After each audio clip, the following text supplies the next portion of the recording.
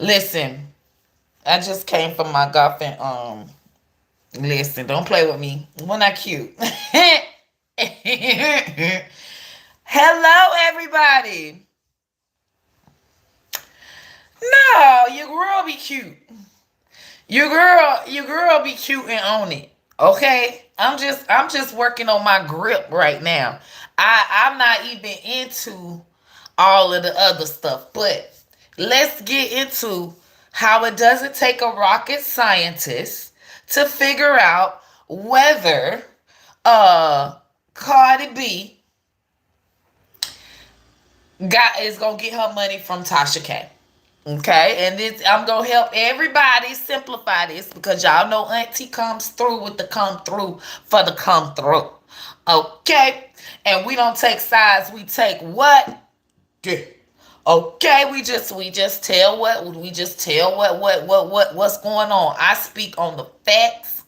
Okay, I don't go by the feelings. All right, I speak from the facts, not the feelings. You hear me?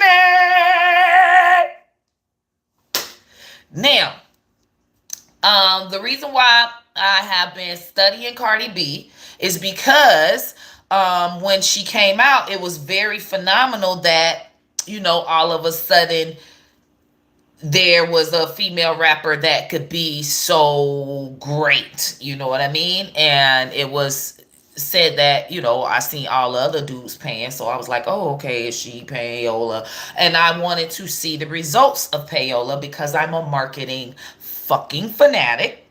And I wanted to know, okay, are we able to just change the whole dynamic of hip hop? Are we able to just change the whole dynamic of entertainment? Michael Jackson, MJ era, okay? Bam. All the fans buying up his stuff. He's great. Are we just going to diminish that and say we could just bring somebody in and just have them pay for streams and pay for Spotify spots and pay for radio, and this person is better than every legend that ever came before? I wanted to fucking know. Because if it is, I'm going to study it, write a book about it, and fucking get paid because I'm going to tell everybody how to pay to be a fucking star. Duh. That was my that was my whole fucking reason. I was thinking, okay, this fucking great. This fucking great. So at this point, this is why I was going to. I love you, creations. Hey, Sneaky Link, Delilah, Keisha, good morning. This is why I would have been so stuck on this, okay? All right, and I have been stuck on it since she started out, and I thought that she was gonna go more towards the comedian way because also I seen how Love and Hip Hop was, how Love and Hip Hop was promoting everything on Shade Room. I even got to tell some people that I told back in the days, in the heydays in 2018, 2017, hey, advertise on a blog. But that could have been good because let's talk about this. All of the people that got they shine, okay, from 2018 was very huge for Love and Hip Hop, for all of the the Instagram celebrities, so to speak, okay, the reality celebrities. All right, so with that, they should have is 5 years that they had to connect with their audience. And what their problem was is they wanted to flex on their audience instead of they didn't want to connect with their audience. Okay? You have to connect with the audience, not flex on the audience. Okay? Now I'm writing my studies and all of that on whatever all the stuff that I've been researching since 2017 actually. So, I've come to this because I thought that you could actually pay your way to be a star. Okay? And you can fabricate to be a star, but it's all about the conversion rate. It's all about the sales. Okay, it comes down to the sales. You have a company, you can advertise, you can go on magazines, you can say your company is the greatest thing. Your CMOS is great, but if your CMOS isn't selling, you paid all of that for nothing. So let's get into this. Yes, Cardi B is like my little lab rat. Um, Not to say, okay, that's what they said. That's what they said on Twitter when I was like, I'm researching. They were like, oh, so you're treating her like she's some lab rat. I say, well, everybody is lab rats, because I mean, everybody in the industry, you are a lab rat right now, commenting about Cardi B, because I am documenting this right now. Documented, documented. All right, okay. So to understand what I'm talking about is to understand my thesis, my hypothesis, my what the fuck is she even researching this for? Does Payola, can you pay your way into being a superstar? Okay, is it possible? All right, is this the new way of marketing a artist? Because we're no longer with CDs. We are now with streaming. Does it change? Okay, now the reason why Nicki Minaj is relevant is because she was back when they had CDs. So she represents my CDs. Cardi B represents my streaming. Okay. So, and they have them neck and neck, like, oh, Cardi B has 5 number ones and a Grammy, and she has all these things that Nicki Minaj does not have. Okay. So let's see if that is even relevant. If all that fluff helps people to actually buy on the same level as a MJ or Nicki Minaj or Drake or Taylor Swift, because they are the hard CDs. Okay, all right, and in on the streaming level, we got the B2K, BTS. Y'all know behind the scenes is what I call them. But BTS is them churn, them Japanese churn, okay? And them churn came straight from strictly streaming, all right? So to compare, to have a proper comparison, you would compare Cardi B to BTS. You would compare Lotto, Meg Thee Stallion to BTS, okay? Because BTS is came out streaming, and they're to be great. And they have a very large army militia of streaming children. I'm talking about them Japanese children, K-pop. Damn, K-pop. They have a large following, and they have a large dedicated loyal following. Okay. So let's just delve into this, because it's very, very, very informational, and it fucking excites me. Okay, I love marketing. All right, we have Cardi B. Now at the top, Tasha K. Does Tasha K have to pay Cardi B? Well, it doesn't take a fucking rocket scientist, people, because I'm gonna give you a scenario. I'm going to give you a very great scenario that it doesn't take a lawyer to know this. It doesn't take a fucking paralegal. The most uneducated person in the projects, 10 kids, 5 different baby daddies, would understand whether Tasha K has to pay or not. And let's sit on that example. All right? Baby daddy. Child support. Is it sinking in? Some of you are already getting it. Tasha K is now Cardi B's baby daddy. Deadbeat baby daddy that is running from the child support judgment. Okay? He's lost his license. He doesn't give a damn. he's gonna still drive, or he's getting his girlfriend to drive, his new baby mama, or what have you, okay? He's always dodging the judgment. Put your hand up if you have a baby daddy right now that owes a judgment. He's still breathing. He's still walking. He's not in jail. He's probably started another fucking family. You don't understand why they haven't put him in jail. Okay? Are we here? And that's child support. That's the government. Okay? The government is so busy chasing after all the deadbeat baby daddies. Do you think they have time to chase Tasha K? Okay? No, they don't. Especially because these are rich people. Cardi B is pretty rich. Okay? So she has to go and fight for the money. All right? Her lawyers are bullshit. Right? Because they should have already been seizing shit and all kinds of shit and all kinds of hipla. All right? Maybe some days Cardi B gives a fuck about the money. When she sees a clip of Tasha K having a great life or saying slick shit about her.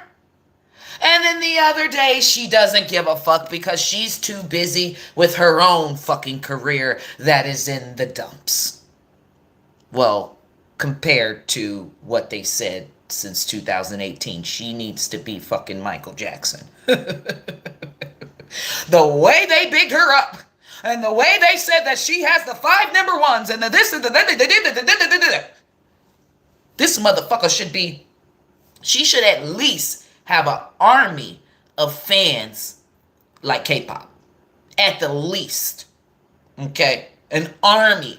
A vast streaming army. And we're going to talk about it. We're going to fucking talk about this because streaming is not about having a fan base. It's about having a fucking streaming militia. Oh, I just love it. It's all about having a fucking streaming militia. Because that is equivalent to all those people falling out for Michael Jackson. Correct? We're talking about some shit to fucking day. All right? Now, Cardi B ain't getting paid. Her lawyers were just getting paid from the more that they chase her, the more money that she has to pay.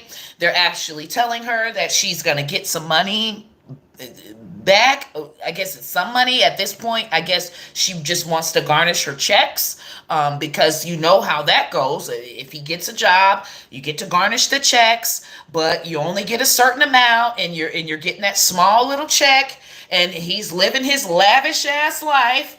And you're like, what the fuck? All right. So, what's going to happen is Tasha K is going to have to turn in her. Y'all know exactly what the fuck this process is. Especially if you ever had, anybody that had a nigga on child support, know somebody that had a nigga on child support.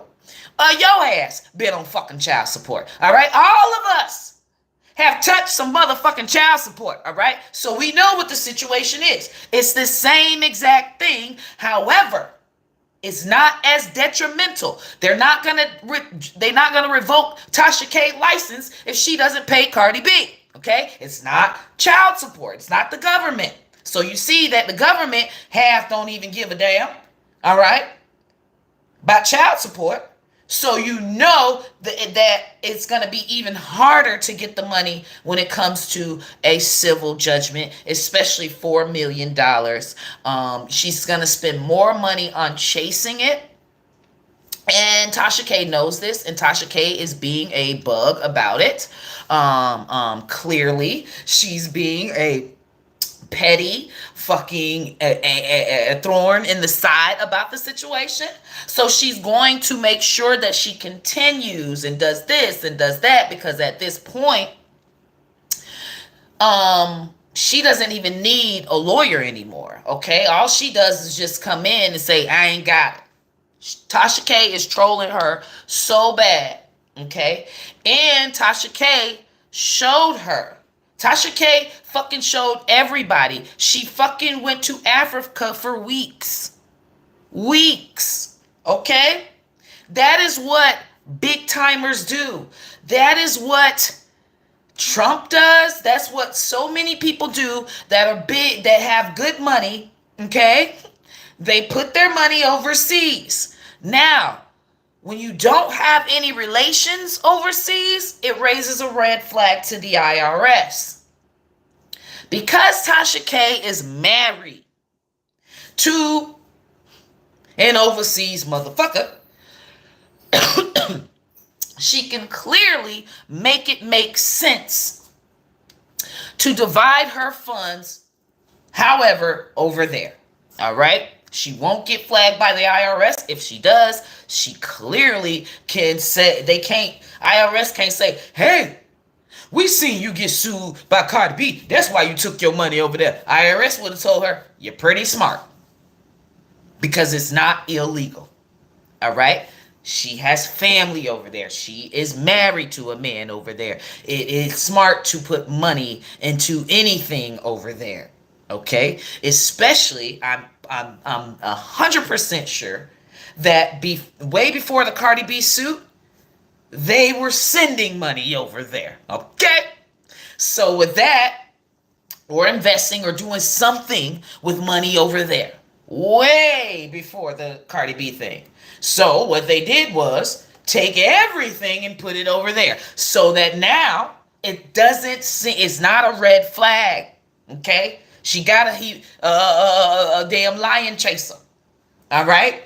She got a motherfucking lion chaser right beside her. That means she's good with a foreign account. She's good with foreign affairs. She's good with the people. All right? And the smart thing for her to do was to put her money over there. All right? So now whoever can feed her whatever money from that foreign account, and Cardi B cannot touch it. So let's do an example. Tasha K has 4 million. I doubt if she had 4 million, but let's just say Tasha K had 10 million. All right? I'm sure that would have been shown in the records. All right? But we'll just say she had 4 million. Cardi B's trying to take it. She had an account for him and the wife did an account for a mom or a this or something, or invested into a property or land or whatever the case. Okay? If you invest in anything over there, you got to have some type of foreign bank account. All right? So she goes and takes all the 4 million and puts it into her foreign bank account. It is not illegal. All right? It is a certain amount and all it is. That's why I said 10 million, because I think it's a certain amount that you can't put in there. But then again, they can't tell you what to do as long as you pay your taxes on it and to ship it out type of thing. So with that, I'm telling you now, the woman took the money and went to Africa. How the fuck? Why would she go to Africa? Why? Just to visit? Oh yeah, we renewed our vows and all that. She had to say that to make it look even better. She didn't want to make it look so obvious. And you know, she's a motherfucking, she from Florida, scam city. She gonna make sure she motherfucking protect them funds. It is what the fuck it is. Anybody would have done that. Okay? You own a company. All right? You about to get sued. Okay? Your company about to get sued by you got a grocery store. Somebody done fell in your grocery store. They about to sue your ass. You're going to move your funds. Anybody, they move their funds before it all crashes. Before it all crashes down. All right? And if anything, you have to tell IRS how much you sent over to the foreign people, and you have to pay IRS that money. But if it's already your money, you kind of already paid IRS. However, this lady owes IRS 155 in back taxes. That's going to let you know right there. Okay? A lot of money possibly was moved. Now, bitch, I don't owe you. I owe IRS. It's chess, not checkers, people. This woman, okay, so you take your 4 million. Say you got 4 million to pay Cardi B. She can just take it. You go put it into your foreign account that you already had with your lion chasing ass man in Africa. You been had the motherfucking account. It probably had $2 in it. But we finna put all the goddamn money in there now. Shit. Motherfucker trying to take it.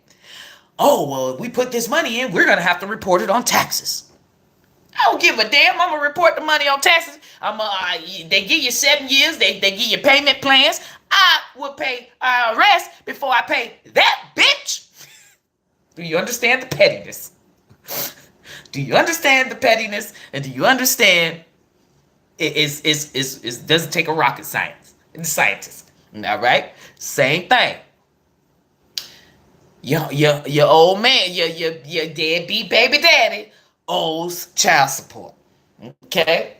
He always makes sure he don't put none of his money in no account. He hide it. He put it under the motherfucking mattress. Or he will put it into somebody else's name. And it's usually his new family. Or his mama now. Because he's still staying with his mama now. And you wonder why he's still staying with his mama. Because his mama helping him hide his money from child support. And IRS and everybody else. Okay? So, you get it now? Yes, getting paid cash only, Reggie. Cash only. Now, she closed down Kibi Studios. Okay? You can easily close down your business. Now, that is what a lot of people do. Let me tell you. She probably got this from my motherfucking ex-husband when she motherfucking interviewed me. Did I not tell y'all that I left my ex-husband because he pulled Ponzi schemes? You can look up Ponzi schemes. It's when you act like you got this wonderful company. You tell these people to invest into your company. You take all the investment money, then you close the company. All that money you take, and you just close the company. Okay? Now them people don't get their money back. They can't sue, and it ain't no money left. The company closed. So if you sue Walmart today, and Walmart just shut down, how you gonna get your money? How? They closed. They gone. Zilch. Gone. Zero from zero. Gone. Now let's take it to the baby daddy. Child support. He owed. He dies. Well, I think you get a dead check. Dead parent check. If your parent worked. But he's a deadbeat baby daddy. Never worked. No taxes, no nothing. He never worked nowhere because he owed another baby mama and always got paid cash. He dies. He's closed. You'll never get the money. Nah, you never get it. You never fucking get the money. Okay?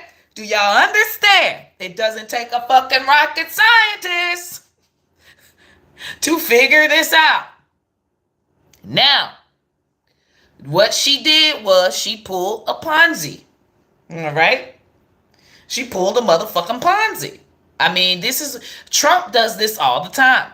Trump has a lot of bankruptcies. Trump has a lot of companies that he closed. Soon as something happened where, somebody want to sue him, he closed down the company. Now you can sue all you want to. But the company closed. Ain't no money in the company.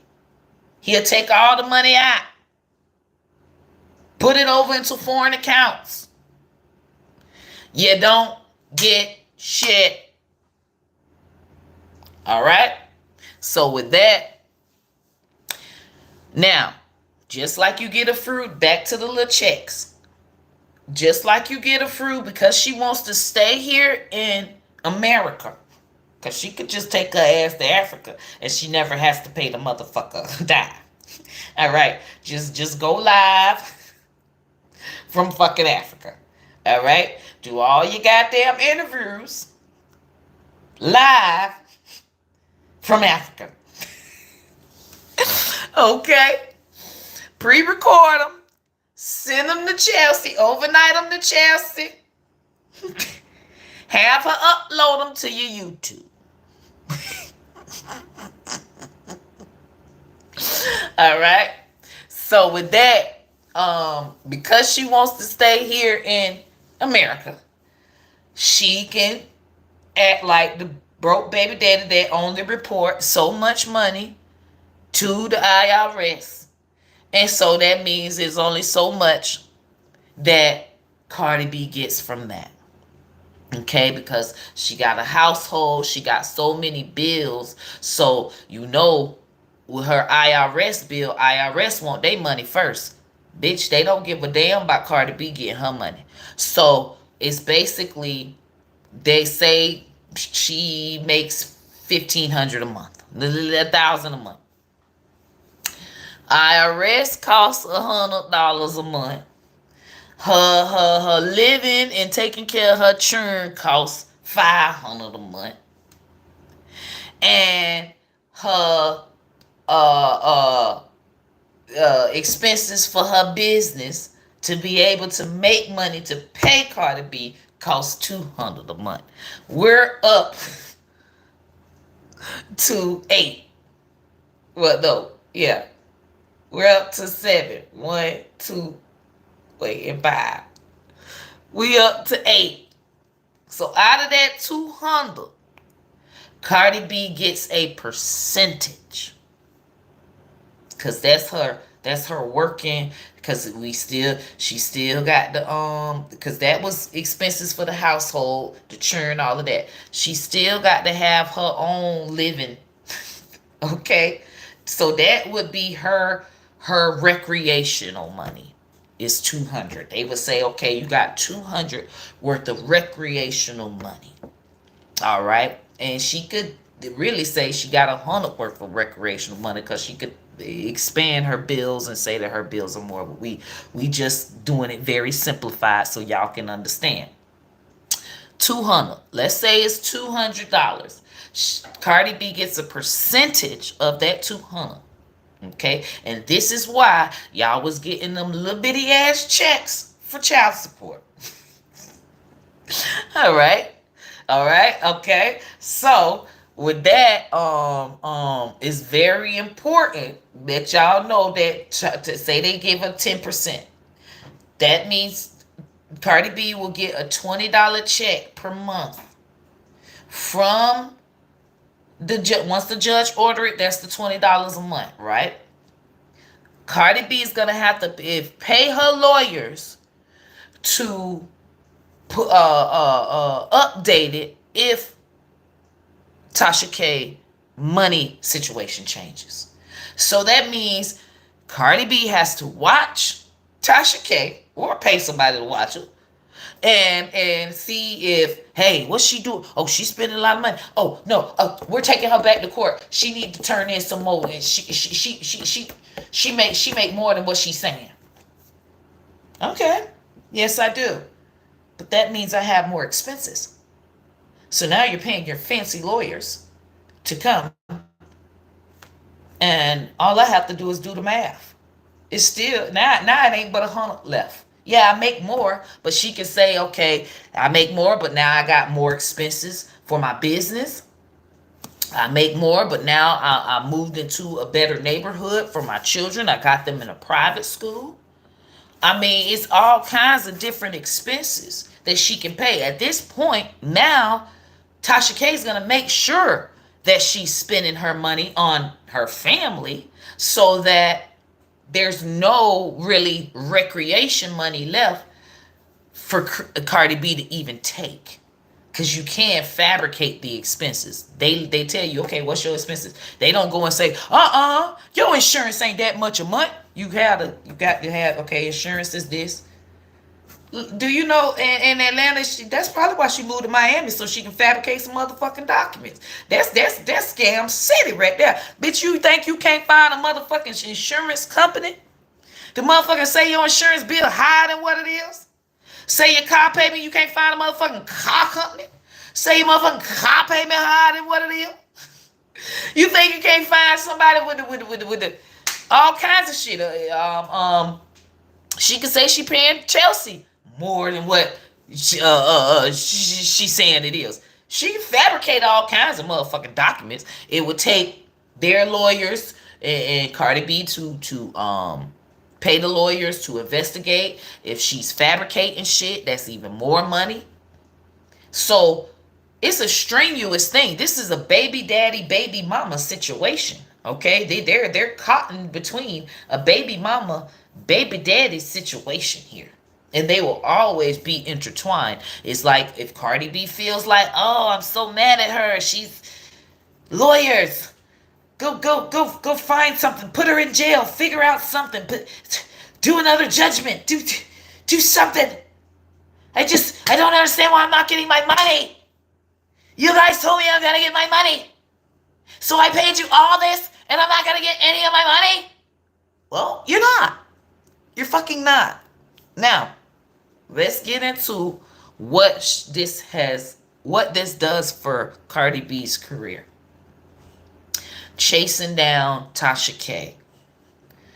Because Tasha K said things about her, and Tasha K was like a lead barb at her around the time of the big feud. Okay? But you make your bed. All right? Bam. Let's go all the way back to Cardi B's career. 2017, 18-ish, Love and Hip Hop, great. Awesome. Even Shade Room loved her. Cardi B did not get much hate on Shade Room. Okay, Shade Room kind of birthed Cardi. They fucking loved her. They would post her without being paid. They fucking loved Cardi B. Okay, Shade Room loved them some motherfucking Cardi B. You hear me? Love and Hip Hop was amazing. It was popping. Everybody from Love and Hip Hop looked like their careers, whatever they were going to do, was going to be big. So with that was 2018. Now let's get to 2023 and how it is now. A lot of the Love and Hip Hop people that we seen fizzed out. They didn't have big music careers, so the only one was kind of Cardi that we would say had a big career. So that's why we lean on her, because we kind of thought that with Love and Hip Hop, whatever, because it's Love and Hip Hop, that's music, and it seemed like everybody on there had something to do with music. But now you see Love and Hip Hop clearly did not help a person's music. It's not like they have K-pop. And that was the goal. Okay? The whole goal in 2018, when they got posted by Shade Room, posted by all of these blogs, and still being posted by all of these blogs, the whole point is to gain loyal fans that are going to buy whatever you're selling.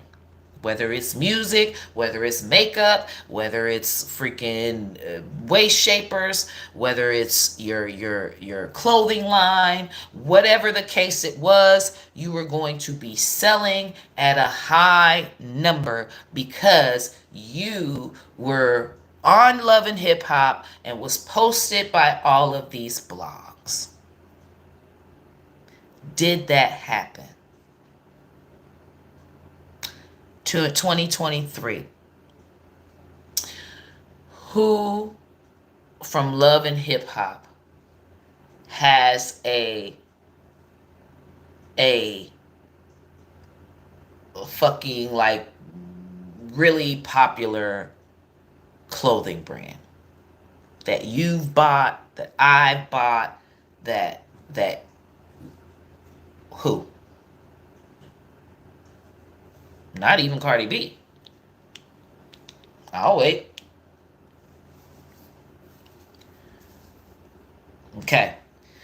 Who from Love and Hip Hop has a shoe line that is really popular? Who from Love and Hip Hop has a hat line that's really popular?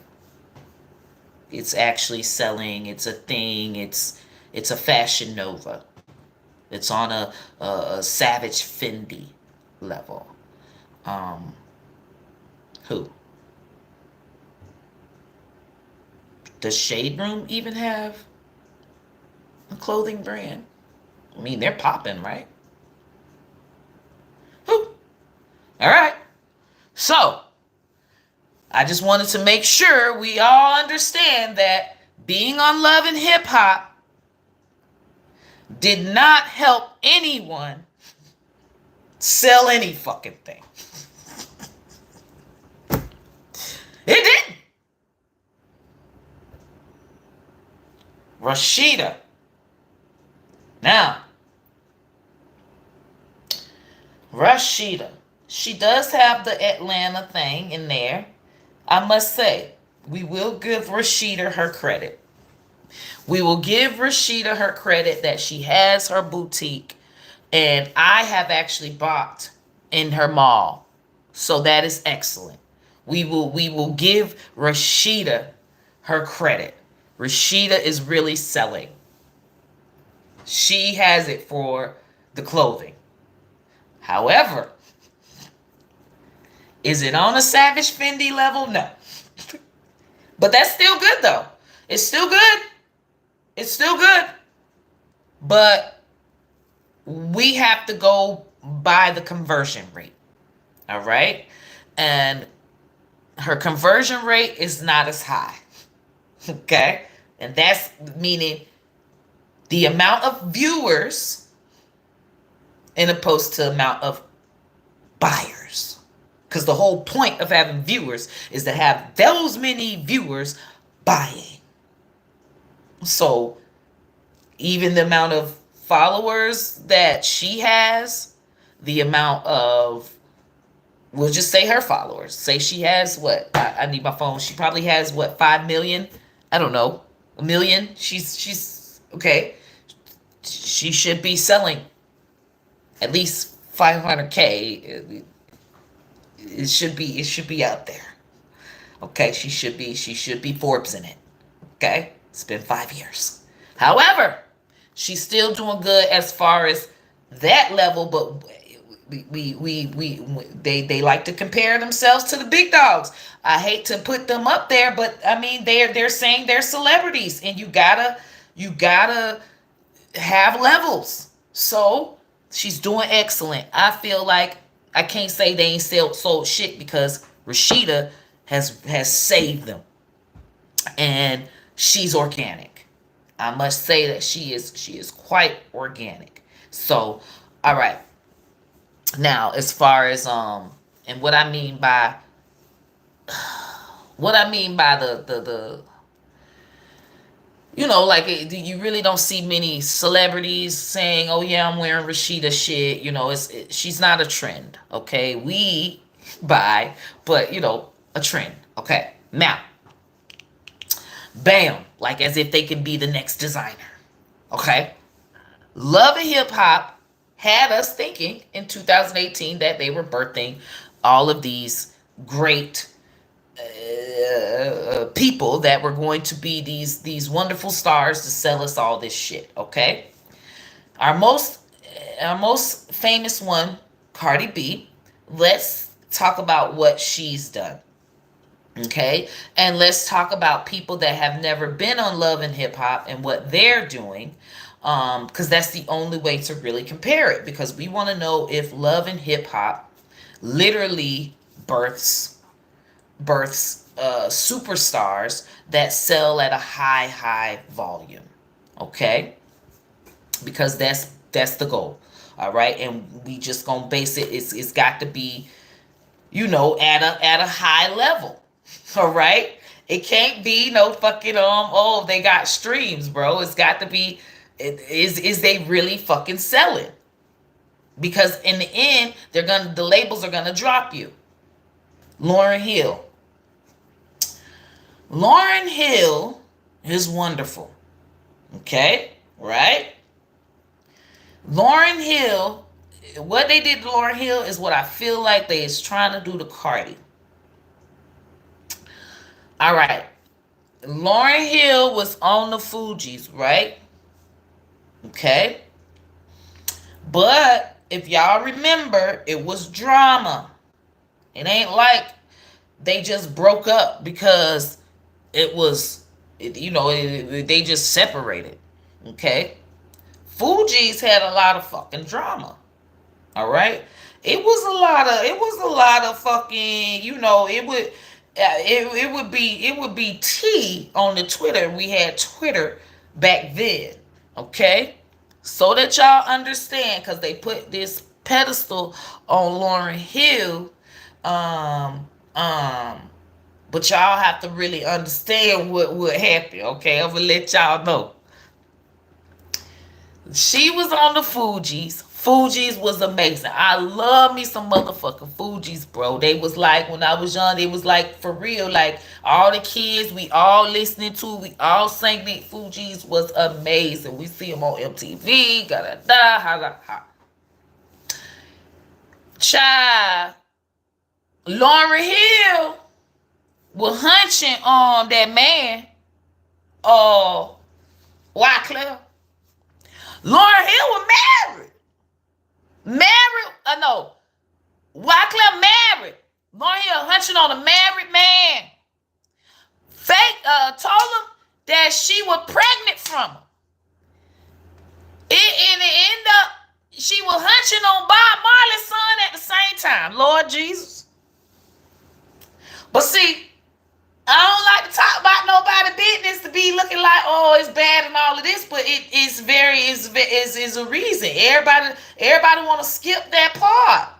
That's why that woman ain't around. That woman set up that hunch Wyclef. She sat up there with fucking Bob Marley's son, got pregnant, and put it on both them niggas. Wyclef wrote a book about it, say he was so sad to find out it wasn't his child, and he married. And listen, Lauryn Hill,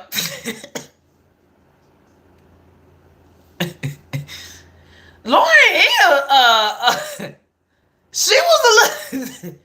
So everybody wants to say, oh, Lauryn Hill, she was all about Afrocism, natural. And she sung about stuff. See, these women these days, these rappers these days, they want to hunch on everybody. And they want... Baby, that Lauren was fucking. Lauren was fucking. Now, come on now. Stop that. And we can't say Queen Latifah was all, Queen Latifah. She just was all about, don't call, who you calling a bitch? And all of the child, Queen Latifah will wait for a nigga to call a female a bitch, protect the bitch so she can eat her coochie later. We not crazy. And we all know what the fuck was going on. So imagine all that coochie Queen Latifah was eating. Okay, and making it seem as though, I don't get around like that. I ain't fucking all these dudes. Bitch, you was eating coochie. So don't ever compare no Queen Latifah to no Little Kim, because Queen Latifah, I'm getting riled up now. Y'all done got me into history. Queen Latifah, when Lil Kim came out, Queen Latifah did not like Lil Kim. Know your motherfucking history, bitch. They always had motherfucking rap beef. Them bitches was not motherfucking unified. Okay? When Lil Kim came out, Queen Latifah Went to rapping diss tracks about it, saying bitches always showing their coochie and all this other shit. She was mad because she wanted to eat it. Or she one of them type of niggas, because she's a nigga, that like bitches that's poised. Okay, she did not like Lil' Kim because she wouldn't date a bitch like Lil' Kim. Okay, it ain't because women need to be like this. No, bitch. You wanna imagine and put every woman you see into the category that is suitable for you to motherfucking date, bitch. All right. The woman that's on 5 o'clock in the morning, where you gonna be? Outside on the corner. You better get yourself together. That's the only motherfucking rapper that I can motherfucker say came out. Wasn't talking about no whole shit. And motherfucker had a nice hit. And the shit can go right now today. The shit can go right now today. It'll be a hit on motherfucking TikTok today. It makes sense today. That's the only motherfucker. And I always forget her damn name. What it is, y'all. Look it up for me so we can say her name. Now. All right. I'm going off on a tangent. Because, okay. So that's how it went. Queen Latifah got mad at Lil' Kim. Lil' Kim went to shaking her coochie and everything, and then it trickled right on down. All right. So with that, we got Lil' Kim did not write her records. All right. She a lot of her records. She would get written, and Notorious B.I.G. would write it for her. She was down with Notorious B.I.G. Yes, Nonchalant. Nonchalant is at the top for motherfucking me. Okay? That's who at the top for motherfucking me. Now, the reason I'm naming all of these rappers is because I want y'all to see what the hell is going on. All right? We got Queen Latifah that y'all said was the best thing in the motherfucking world. And she is just so poised. But she eating coochie. Then we got Fawcett Brown. Lauryn Hill that we said was just so.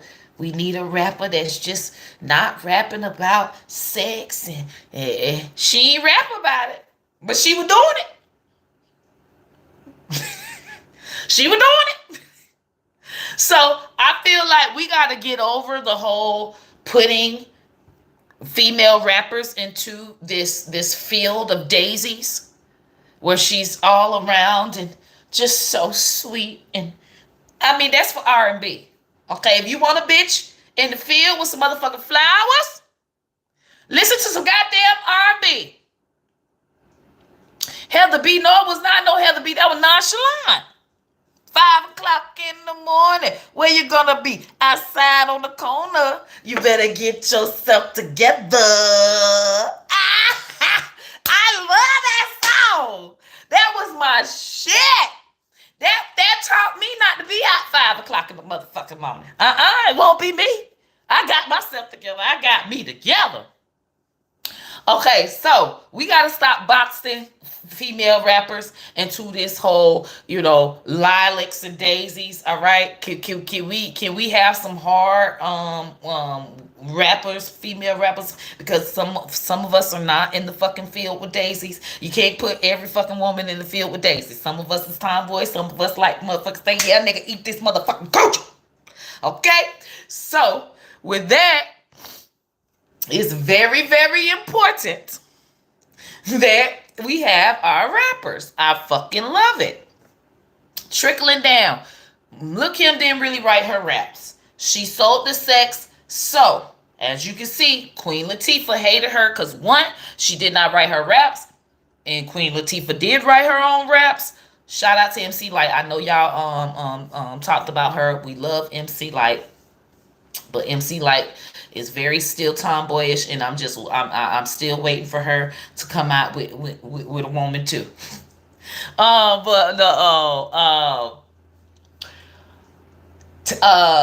Lil' Kim sold the sex, but she did not write. So she did not get the respect from the Queen Latifahs and the MC Lights like she should have in the beginning, until they really, until you blow up, and you got Notorious B.I.G. putting you on and all of that. Notorious B.I.G. On. So that's kind of what pushed her. So right now, y'all saying like industry plant, they felt like Lil Kim was an industry plant back then. They did not like Lil Kim. I'm telling you right motherfucking now.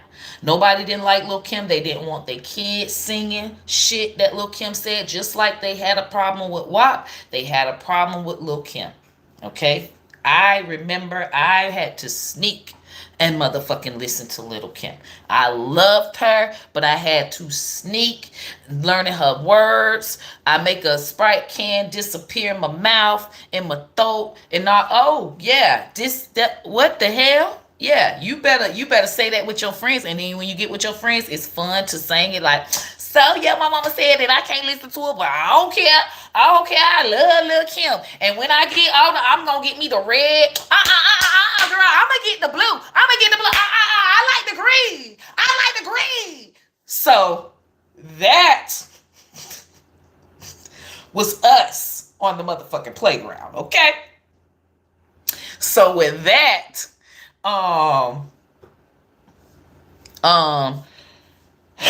so who wrote what? Okay. Sorry. They wrote some of her stuff she wrote herself. Now hold on now.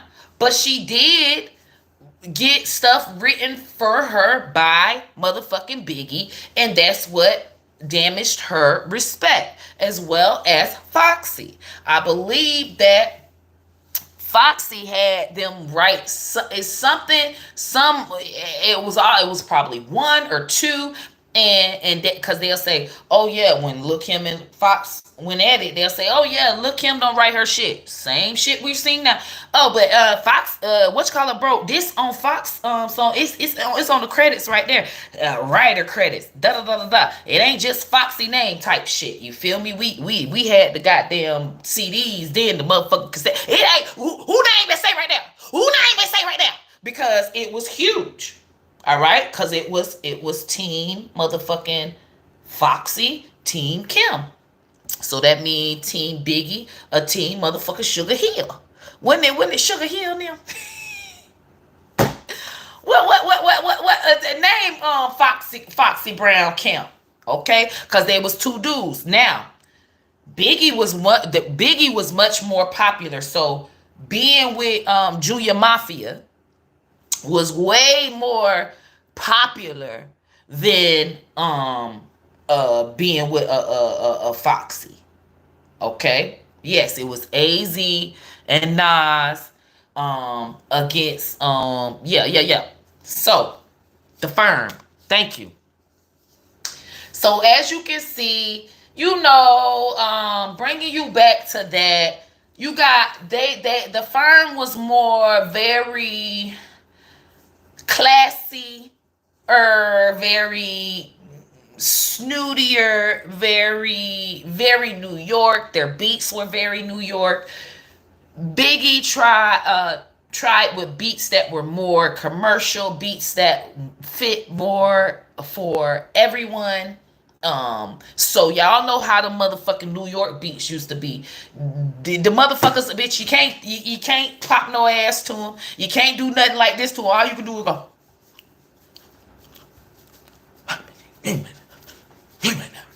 You know what I'm saying? I'm just trying to help y'all understand.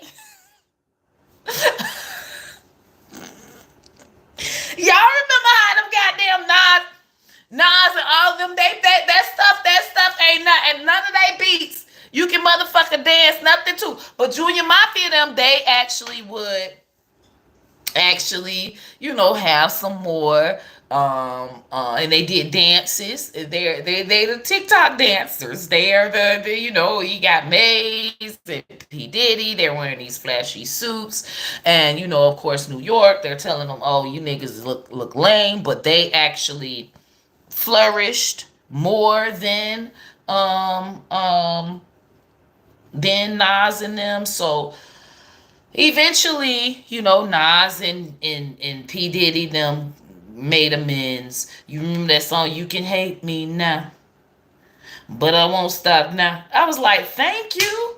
Cause finally Nas is on a beat that I can motherfucking do something to.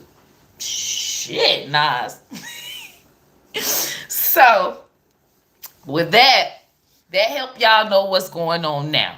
That there's always labels against labels and big labels making these people go after each other.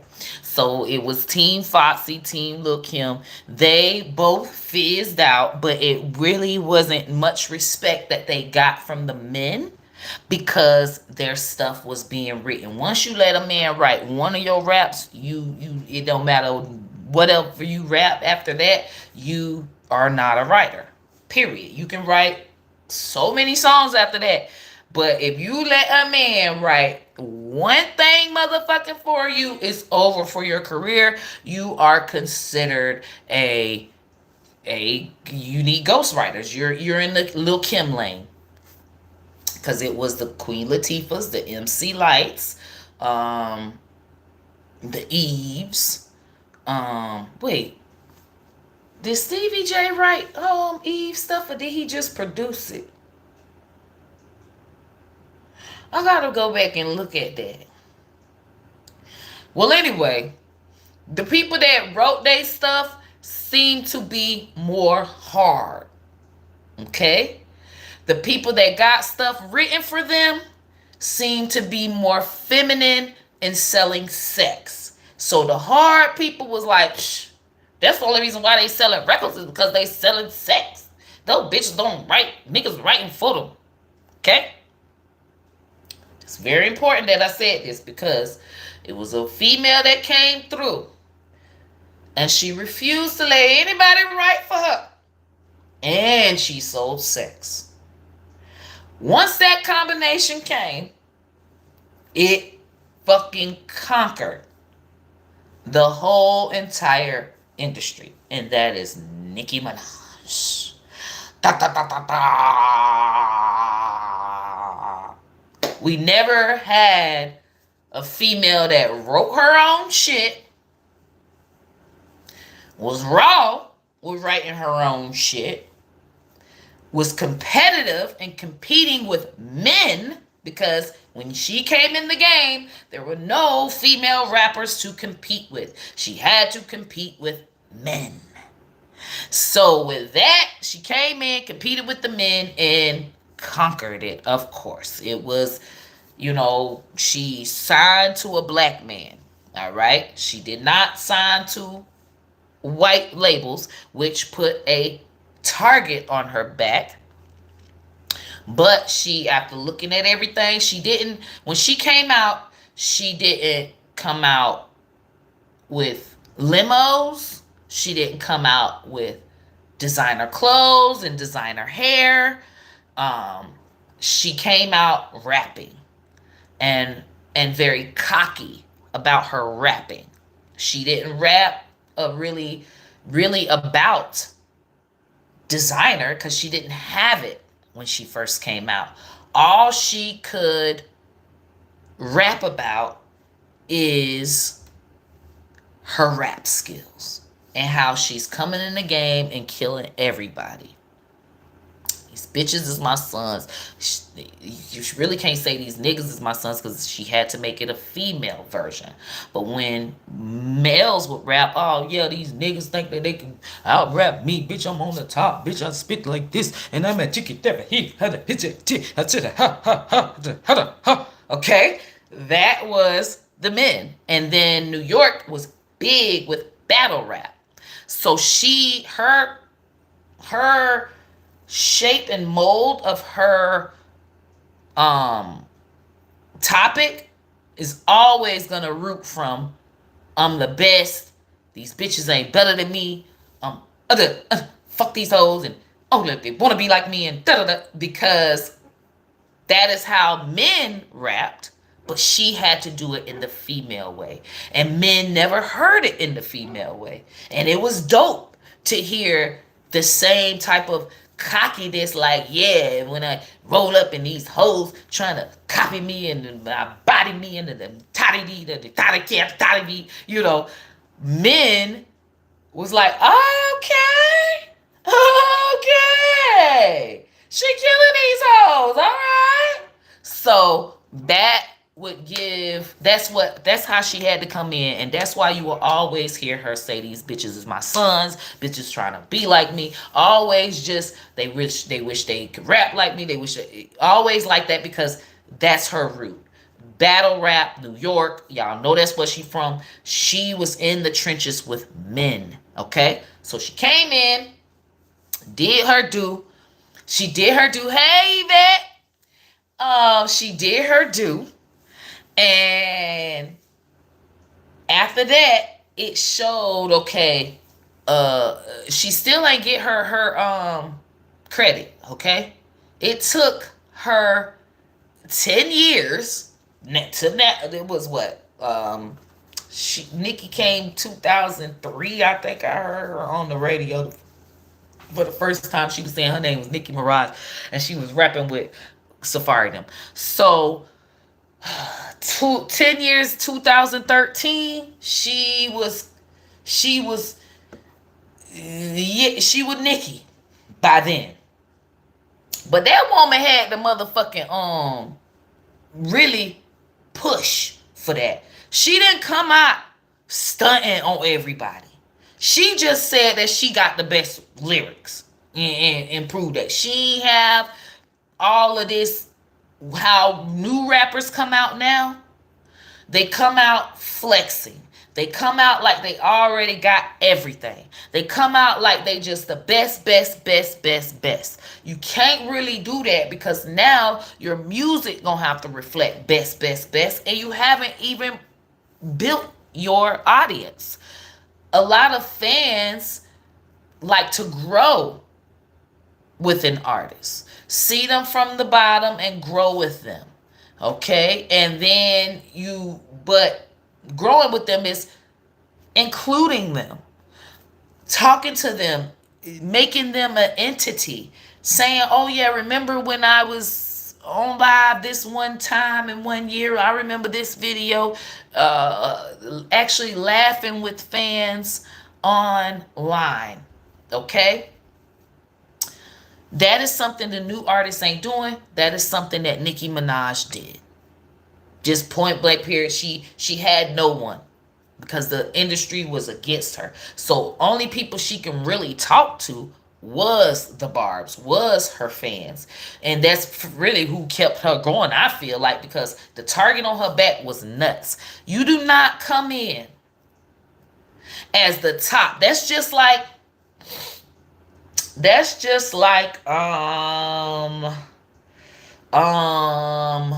Lauryn Hill. That's just like back with Lauryn Hill when she split from the Fugees and Hunched the Men's, split from the Fugees, went solo, and signed to Master P.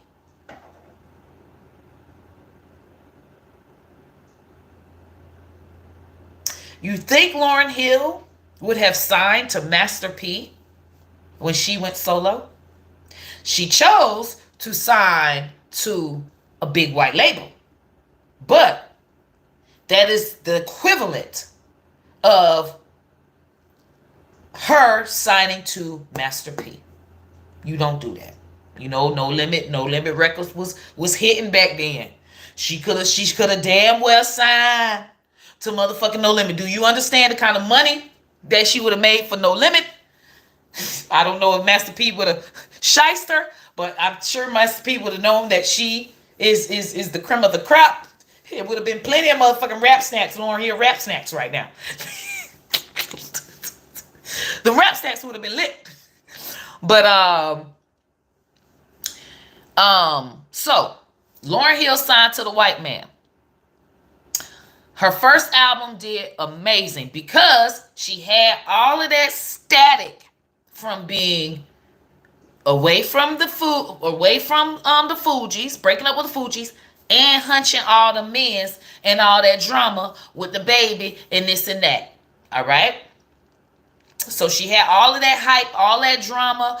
It was her first album without them, and they pushed it a lot. They put a lot of advertising behind it. You know how the white folks is. They gonna act like they put so much advertising behind your shit, but really they watching your sales, and they don't. So they watching your sales, right?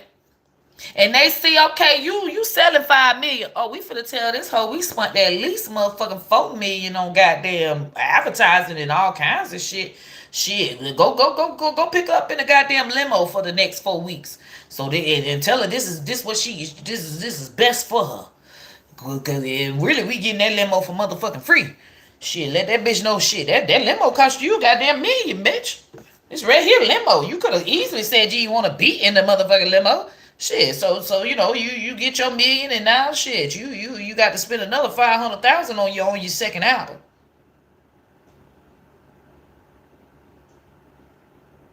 So she see 5 million she made, but the label done took 4. Yeah, all the makeup artists we sent in here, and then we had to put you on the stage, and that's what they do. They ain't shit. I told the motherfuckers don't spend a goddamn thing on me. You see, I ain't got no glitz, glamour, or nothing. Everybody said, Auntie, you signed, but you ain't looking fine. Bitch, I don't want it. Bitch, don't motherfucking, I don't want it. I don't want the magazine. I don't want the hair. I don't want none of that, because that comes out of my motherfucking sales. Period. It comes out of the sales. That's why sales are very fucking important. So, they've had a lot of motherfucking advertising, all kinds of shit come out that woman's sales, and they wanted her to do it again. She like, and this all I'm gonna end up with. Now I'm working for nothing. You do all the 5 million, you only get 500,000, and do it again. So that means I'm gonna get 100,000. You motherfuckers gonna be up 10. And they push you. They push you for your sales. They make it seem like, okay, well, the next time they do it, they ain't gonna put that much money into the budget. They got to keep their money. Okay? And they know that your buzz is kind of done fizzed off. All right? So they're not gonna put all the first time they put probably 2 million in and told you that they spent 4. Okay? This time they gonna put 1 million in and tell you that they spent 3. But that million that they put in is going to show. It's going to really affect you. Okay? It's going to really affect you. Follow me on this so y'all can really understand what the business is. If you are paying for radio, for billboards, for award placement, for the Grammy guy to vote for you, and your label is paying for all this, which labels do. They can make anybody look great. If they are paying for all of this, the fans that you have feel like that one CD or that one download that they did sufficed and got you to number 1. Got you to the Grammy. Got you on the charts. But really it didn't. It was the help of the radio placements, of the Spotify placements. It was the help of the Payola. Okay? That helped you get to the charts. So now when the second album come around, they not spending all that money. They're saying, okay, you should have gained enough fans to where we don't have to Payola all of this and make it look like you all that. Now you need to be all that. Because we done spent enough money. The line say you all that, motherfucker. We ain't got no money to spend the second time to lie again, motherfucker. You only get one lie. Because that's our motherfucking money. So, but that's hurts the artist. Cardi B career is hurt from Payola because they paid for streams. They paid to make it look as though she can get a number one with no problem. We're wiping her ass. You see how the number ones was just coming like, it's nothing for her to get a number one.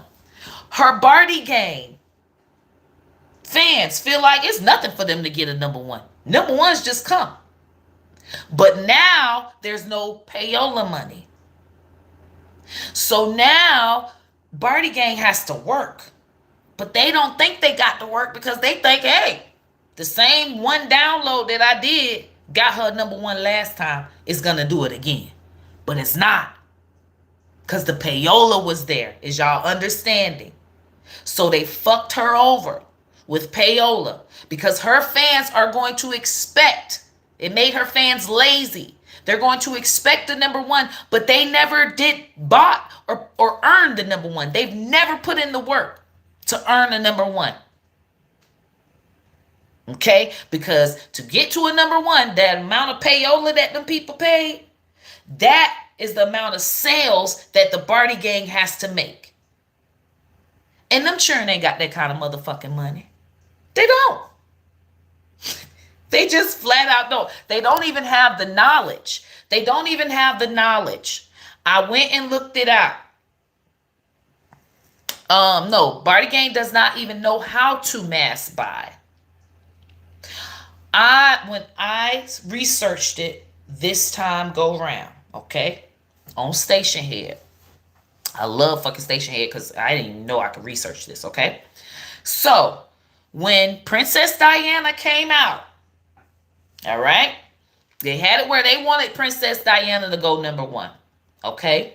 They've worked hard for Red Ruby the Sleeves, but Nicki Minaj doesn't pay for radio. Nicki Minaj ain't going to pay for a radio placement. Nicki Minaj is just not going to put her shit on radio unless radio puts her shit on radio. And then at that point, radio kind of got to pay her to put her shit on radio. You know what I mean? Type shit. Or, you know what I'm saying? It's never where she's going to go to radio and pay for her shit to be on radio. That is something labels do. It's a workaround. They have a workaround for it, but it's basically you paying to be on the radio. And Nicki Minaj is very cocky. She knows that the new artists are paying to be on the radio, so she refuses to even be on the radio because she's nowhere, you know, she's snooty. Bitch, I ain't sitting with you hoes. Radio is now paid for. That is no longer an accomplishment. Bitch, I don't even want my shit on the radio because I don't want my song to come on after this other bitch song type shit. Petty. All right. So it damages the artist. Okay. What the Barty gang thinks right now is that whatever they did in 2018, however they streamed in 2018, is how they have to stream in 2023. And Cardi B will get all her number ones the same way. Hot Shit was a perfect example. Cardi B's payola has ran out. They're no longer going to push a song to be number one because it's not getting them the sales. And it showed. Hot Shit was supposed to go number one. Clearly. It had Kanye West on it and Lil Durk. Established artists that have a high following and clearly chart all the time. Okay? Yes, streaming farms. She's trying to phase back from the streaming farms because they cost, and it's almost like you're paying to be better than Nicki Minaj. Basically, they've turned her career into paying to be better than Nicki Minaj, and they need to start getting their money back. So with the streaming farms and them using those, now she's not using them as much. So that's why you see Hot Shit not going number one. That's why you see Glorilla's song not going number one with her being on it. That's why you see her not getting number ones, because ever since they changed the Billboard, and Ever since her payola has ran out, her last payola stint was up, I believe, because it went WAP then up, but up didn't do as well. I think up was what, number 2? Did up get number 1? I don't think. Um, but yeah, that's when her payola ran out. They are no longer paying to for her to get a number 1. They're just not doing that anymore. It's like, okay, we paid for all these number 1s, but now it's time to get the sales. So we're gonna put out hot shit. The labels are telling her we're gonna put out hot shit. We're not gonna do all of this extra payola shit. We just gonna let it rock. And yeah, it did not do well. So what Barty Gang should have done was have streaming parties, streaming militias, but they're not smart enough for that. They just not. She doesn't have a smart fan base. They're not as smart as the Barbs. They're not as smart as K-pop. The Barty Gang is fucking slow. But you think Cardi B, she's a little ditzy. But when I went on Station Head, when I go into the streaming party for Nicki Minaj, Princess Diana, and they had a streaming party for Doja Cat's Kill Bill remix song, so that to stop Nicki from getting the number 1. Oh yeah, it's serious. These fan bases are fucking nuts. Okay, so they know Princess Diana out. They like and labels do this as well. Labels play on the fan bases. Labels play on the drama.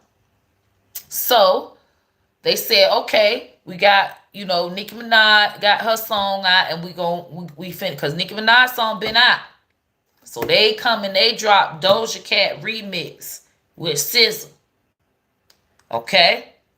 So then they streaming, they got probably about 40, 50 people in they little thing listening. The Barbs got 500. When I go on the Barbs, as soon as I come in, they flash me. Bam! Buy Nicki shit. I clicked it. Okay. Shit. What the fuck? I can't be in here unless I fucking buy it. I don't know how they had it linked, but that's called smart. The thing had it where you can buy the goddamn thing. I clicked it. I bought it. It came right out my goddamn Apple Pay. I was on my iPhone. It said, hey, motherfucking buy it. I clicked it. I bought it. And Barty Gang thing, there was no click to buy, for one. And they was all in there saying, well, how do we stream it? And they were saying, do Shazam. And I say, well, what's Shazam? I look, Shazam is the free, is the free one. So they all in there trying to say, how to get extra free streams. They not saying buy it. I go back to motherfucking Nicki Minaj.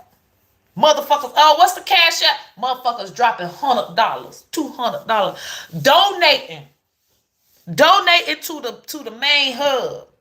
So the people saying, okay, if you don't have money, go to this page. If you don't have money, drop your cash app. If you don't have money, drop your cash app. Child, it got so serious. The Cardi B Barty Gang came in there acting like they was damn Barb so they could get a free cash app. I say this shit done got. I say this shit is lit. They said, ops in here. We got ops in here. We gotta get the ops out. They trying to get the money. I say, oh Lord, this shit is fucking hilarious. Oh my God, it was fucking hilarious. Barty Gang slow as fuck. They slow. Okay, they just slow. And Cardi B done made them think that what all they was doing, Shazamming and all of that, got her to number 1. It didn't. It was Payola. So they're gonna continue to Shazam their asses off, and hope that this woman gets a number one, which that's not what you do. They've never had to have no massive buying thing like how the barbs have to, and it's tiring. Me being on there, I was tired. I was on there from 10 to 1 a.m. And I tell you, they all like, we tired, but we got a loan next. A loan next? Yeah, so listen, we gotta do it all again. And when the clock strikes 12, all again. All this shit y'all doing. Someone said, man, we tired. Other one saying, I got to go to work tomorrow. Some of them like, man, fuck alone. Alone just gonna have to be alone.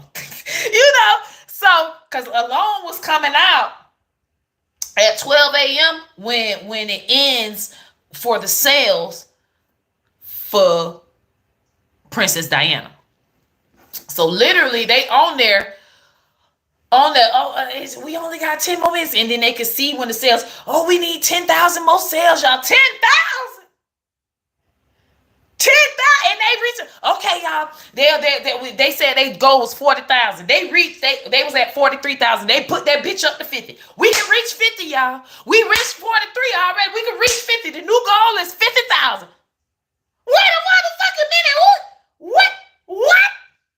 But they are literally taking their money among, whoever got the most money. Some of it, if you are broke, it's fine. Just let us know you broke. We just need you to purchase. Make sure you make your purchase. And it was so many versions to purchase to the point where they had to make sure you purchase it. And the lady saying, make sure you download it. Make sure you download it. Make sure you download it. And then we're out of money. We are out of money. Cash App. Listen, everybody, we are out of money.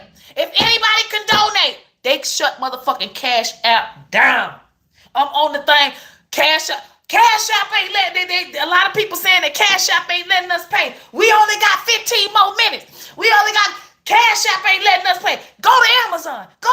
They shut Cash App and Amazon down. The thing kept on saying, we are waiting to connect. The girl, she said, I'm calling my motherfucker. I'm calling Cash App right now. I'm finna find that day. She calling 1-800 numbers. They calling all kinds of numbers. Like, they shut the motherfucking website down. I went and looked at my Cash App to try to send something. I say, what the fuck? These people are animals. They shut Cash App down for at least 2 minutes. Because everybody was saying, I can't get in Cash App. I can't get in Cash App. And then at least probably like 5 minutes later, it was back up. But it was shut down. So, Barty Gang is broke as fuck. I don't see Barty Gang ever even doing that for Cardi B to get her to a number one, ever. She will have to do Payola if she wants to fucking get her number one. She already started it, so she's gotten her fans so used to Payola that they'll never buy in that way. And these people with Nicki Minaj are very dedicated. And then the ones that are not, that are like, man, I ain't got time to be buying all this, buying all that. The barbs find them and say, that's fine. Here go your dollar. Buy the shit. Download it. Like, see, they're like a military. They're like fucking Nazis. They're fucking streaming Nazis. They go to everybody's door. Every fucking barb has to purchase. Period. Oh, and they talk about, okay. So their streaming militias are amazing. This is something that Taylor Swift's fans do. This is something that K-pop's fans do. There's no other female artist. There's not even a male artist in the U.S. Wait. NBA Youngboy. Those are the only, those are the artists that have, their people have massive streaming parties. I have to double check with NBA because I feel like they just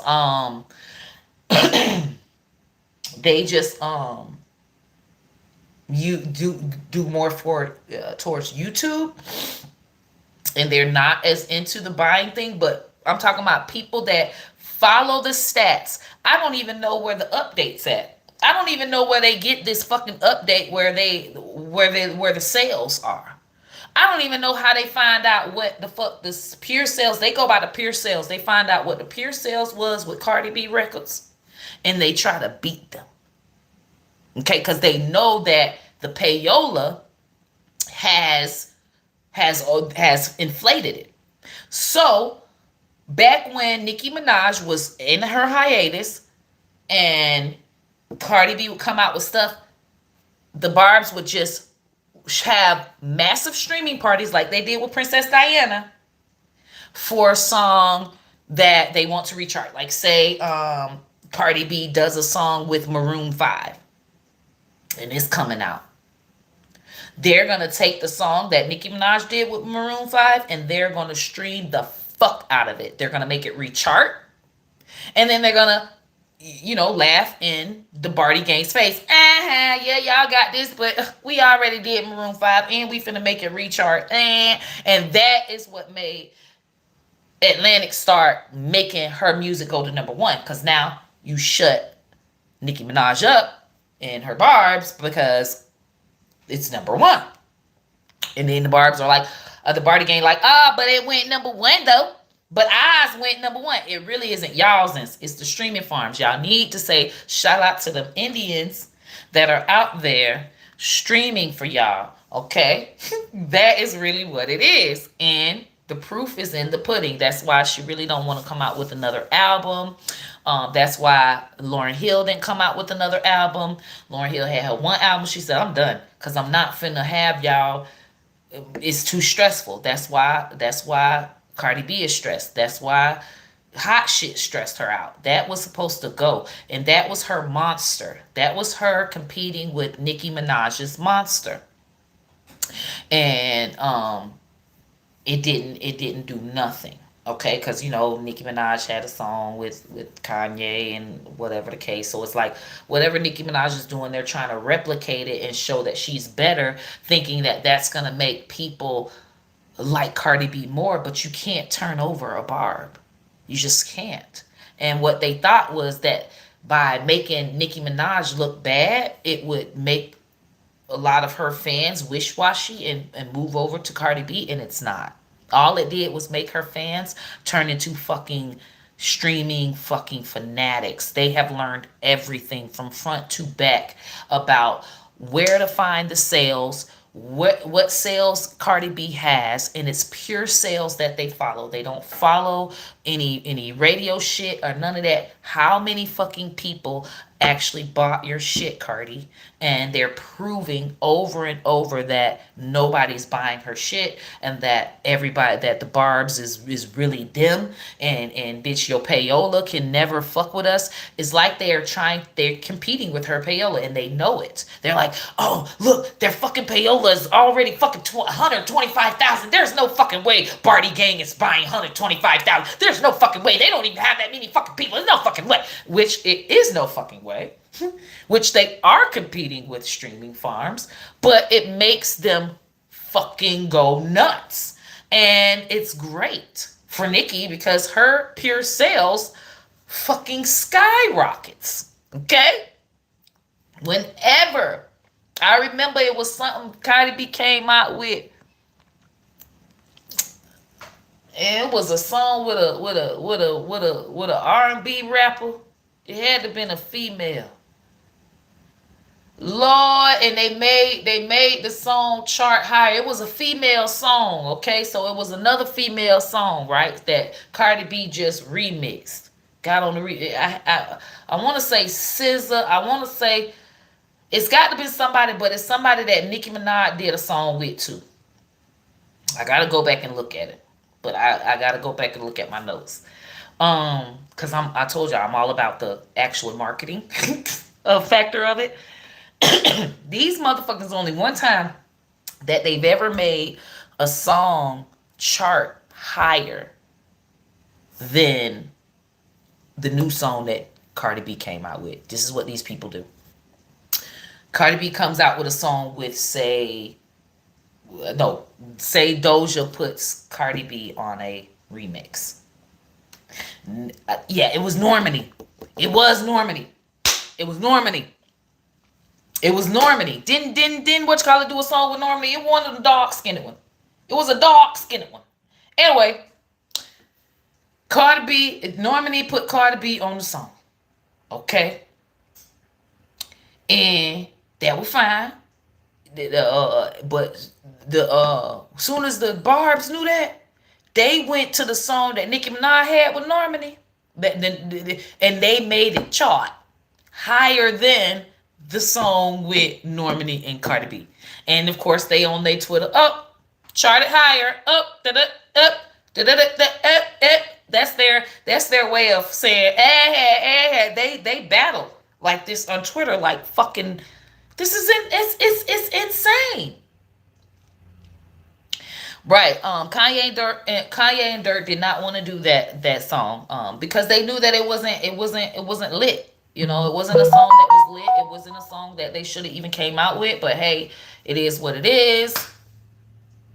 I mean, it was not lit. And now, like they making it seem like, oh yeah, she jumping on stuff that's hot, but that is what Nicki Minaj did in her first 5 years. Nicki Minaj didn't win five number ones. Nicki Minaj didn't win 5 number ones in her first 5 years. Okay? Nicki Minaj didn't win a Grammy in her first 5 years. All right? So that already looks fucking skeptical. Okay? That she just so great. And in her first 5 years, she get 5 number ones and a Grammy. All right? Now, Nicki Minaj's first 5 years, what she was doing was jumping on hot shit. Jumping on remix. If you go back, she was on everybody motherfucking remix. That one thing.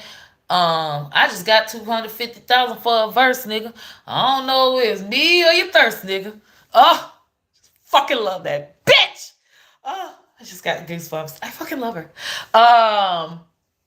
She was getting 250,000 for a verse before she even dropped her fucking shit. She was getting money, big money for verses. She was charting before she even came out with her first fucking album, okay? So,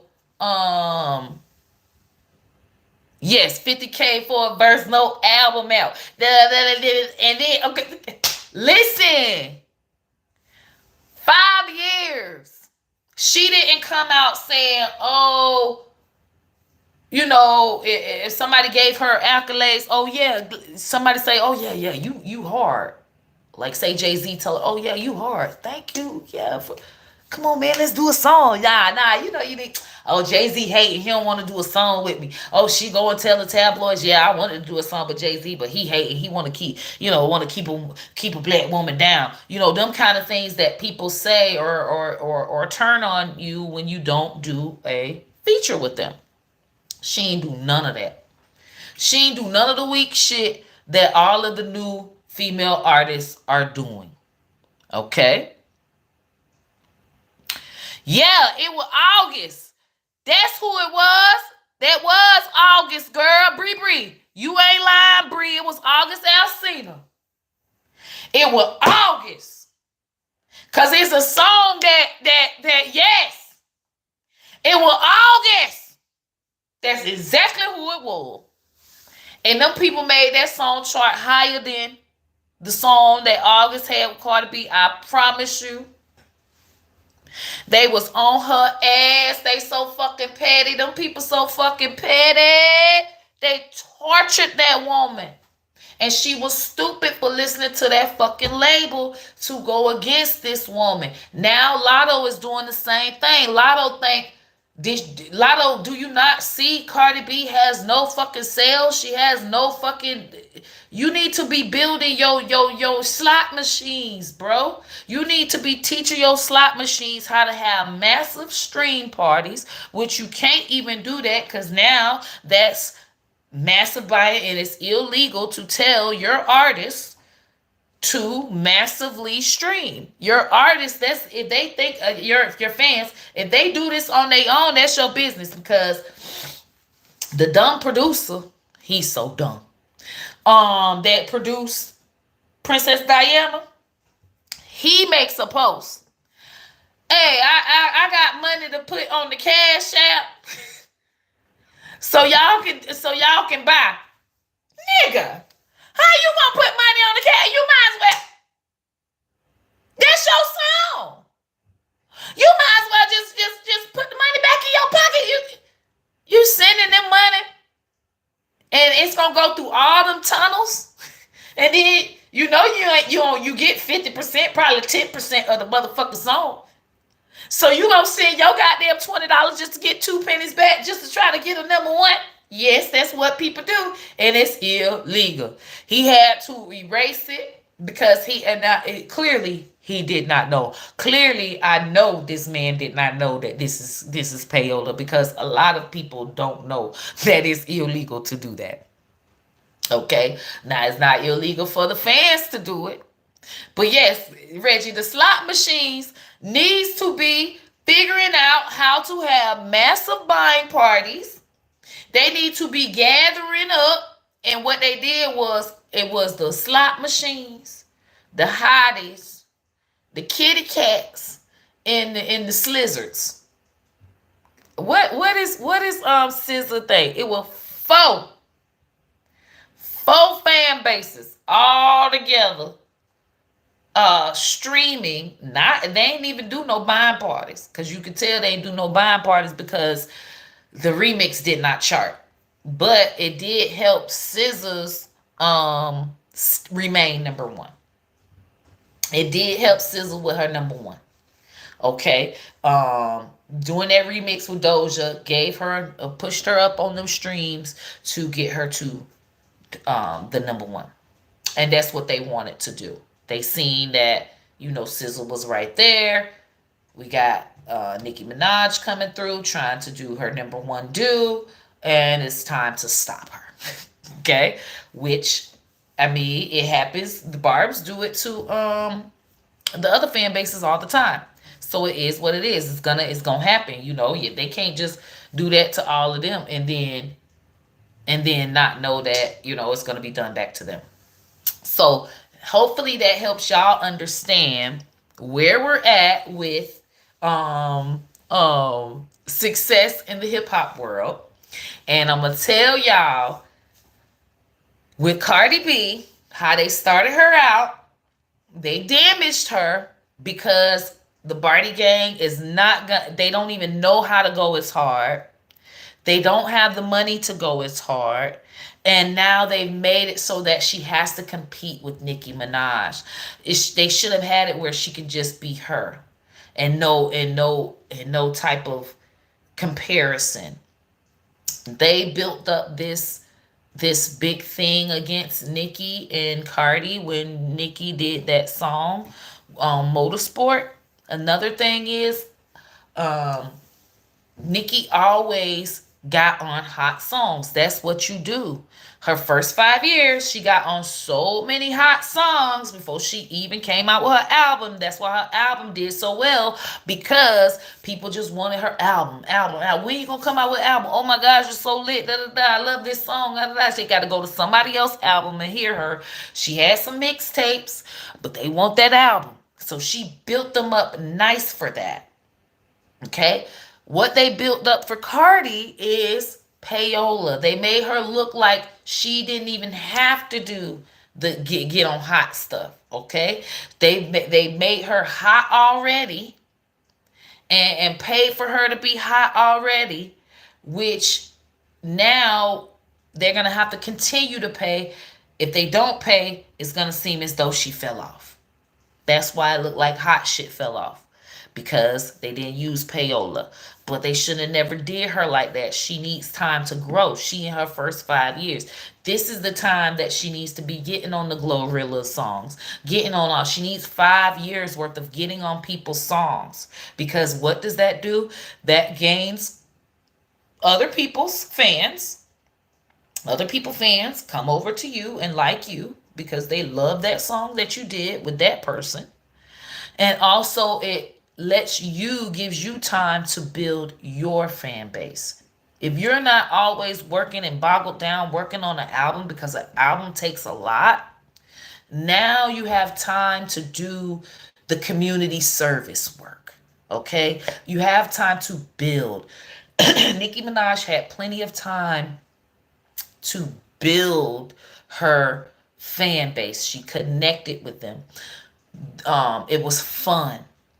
When you are just thrown into being this high star, you don't have time to be fun. It's now you're frustrated. Cardi B has been more frustrated with her fan base than fun. Okay? You don't really have anything where she has been as you know, like a friend, with her fans. She has not done that. She has not built that. None of them have built that. City Girls should have built that. That is why City Girls album did not do well, because they came out flexing. Okay? They're pushing this flexing thing. If you already got money, why do you even need me to buy your album? Why do you even need me to download it? They are not downloading it because it's a disconnect. They're acting too rich. If you are rich, you don't need us to download your music. Period. We'll stream it because it's free, but you don't need us to download it. And the sales is where they make their money back. The sales, the streams, you cannot get enough streams to pay for those lace fronts, to pay for those limos, and to pay those labels back. So that is why we see so many of our artists, our new artists, so super hot at first, and then it just fizzes out.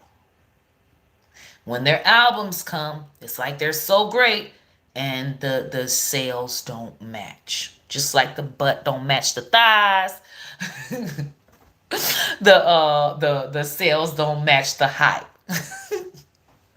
Okay? So, I just wanted to let y'all, that was my main thing, just to show y'all that, okay, Cardi B is not necessarily her fault either. You know what I'm saying? It's really the label's fault.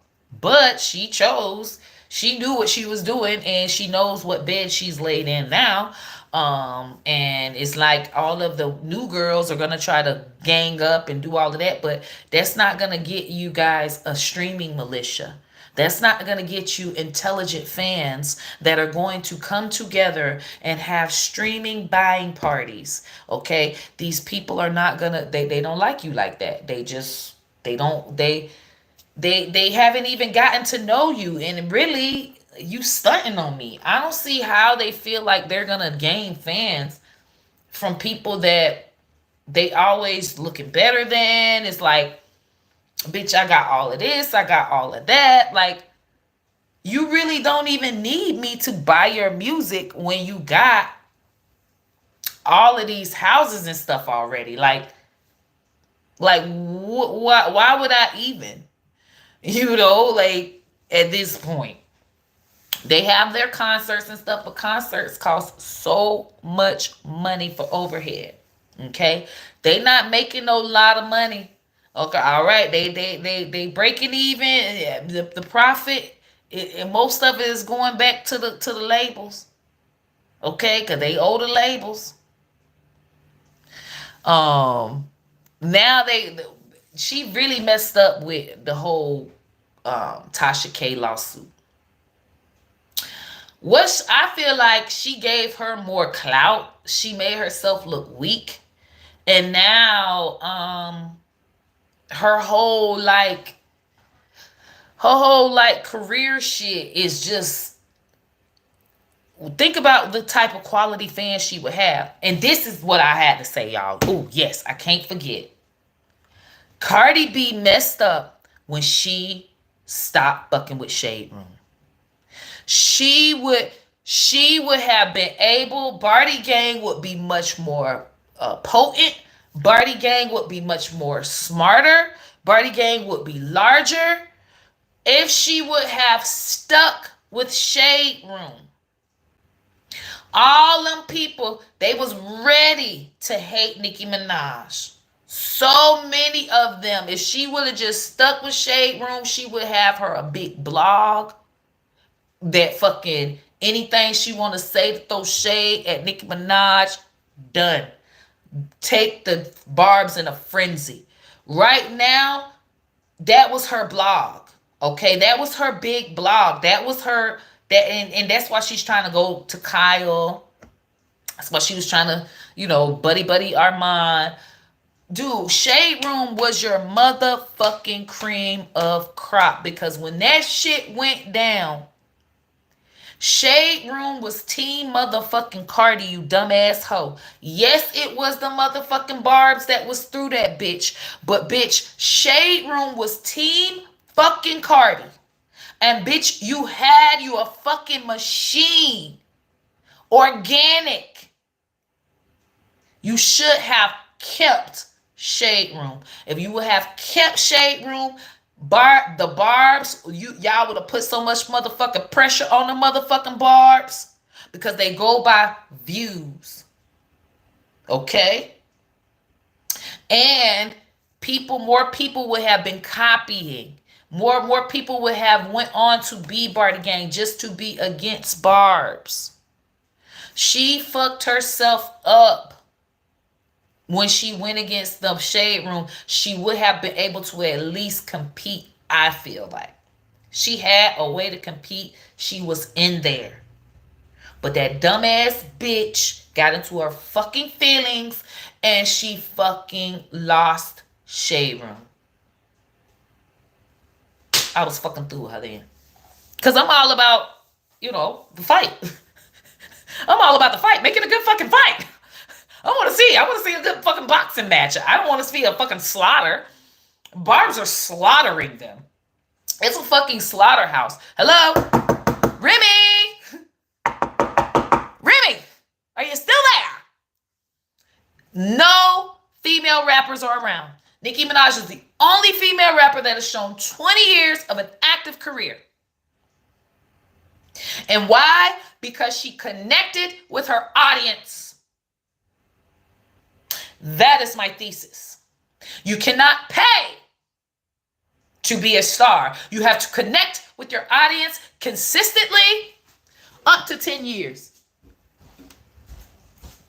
It takes about 10 years. Hey, Bubba. Is it raining out there?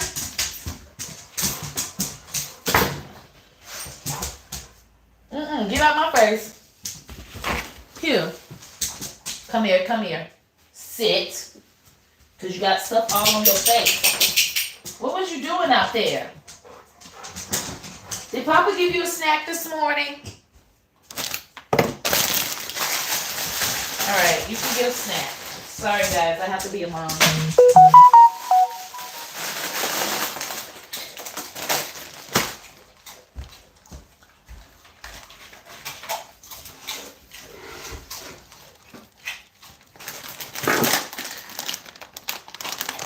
Gave him a few of those.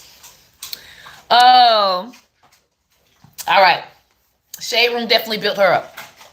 However, gossip blogs, Shade Room would have helped Cardi B.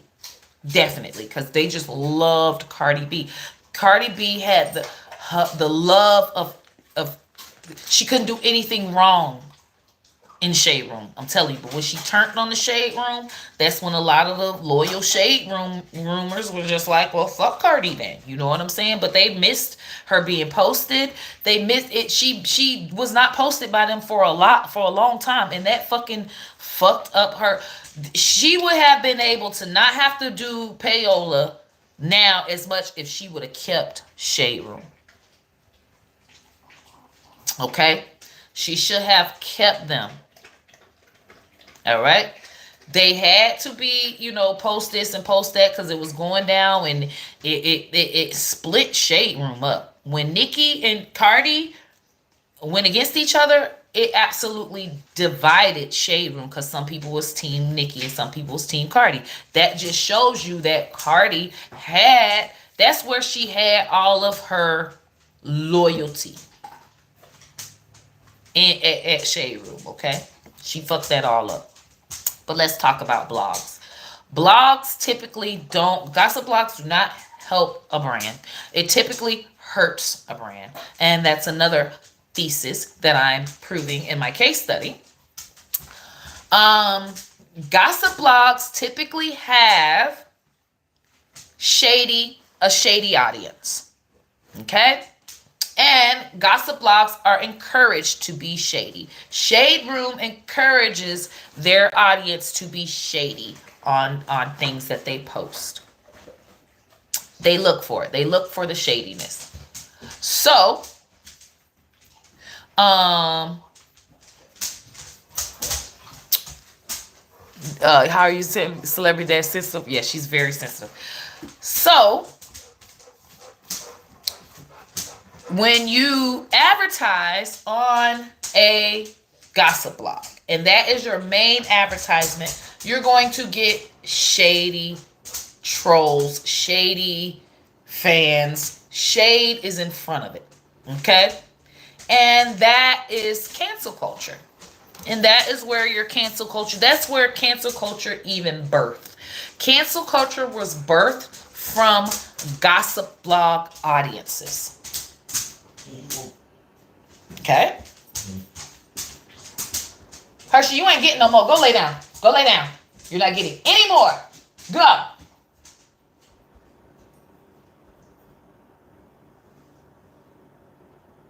Because he'll do this crying thing. Like he finna get some more of my chips. And he gets only a few.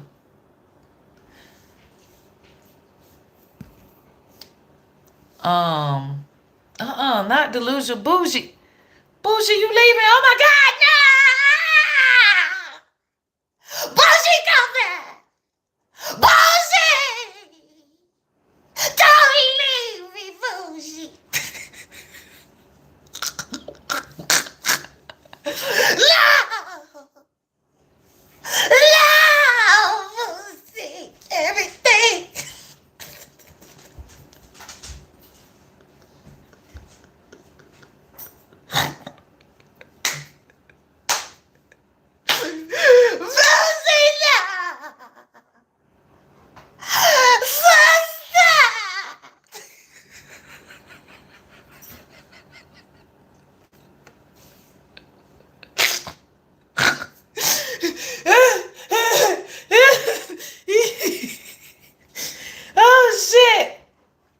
So listen, y'all. First of all, they messed that baby up because gossip blogs do not birth loyal fans. They just don't. They have very, very shady people that is ready to cancel you.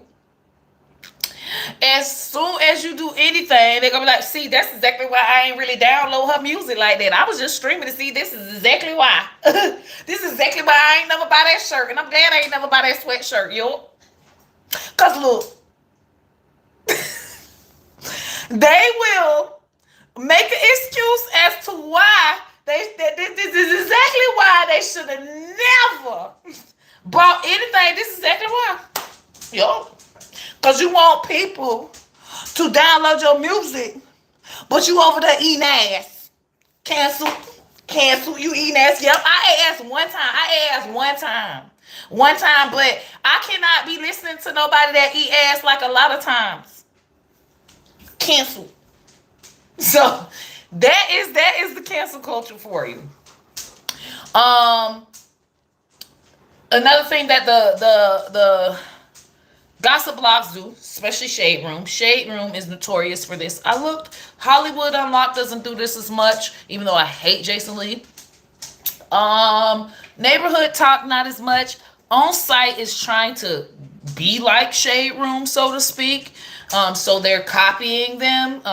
But it's Raw Ali, and I don't know if Raw Ali took legal or marketing legal. I'm sure she didn't. I don't know if she has any lawyers or what have you, but this will soon be intact, and hopefully it's not like a class action lawsuit or what have you. And a lot of the blogs we have to pay out, shut down, whatever the case. They are taking creators' content and posting it on their blogs for organic algorithm, for views, because their pages are paid. Okay? These celebrities that are advertising on their platforms are paying.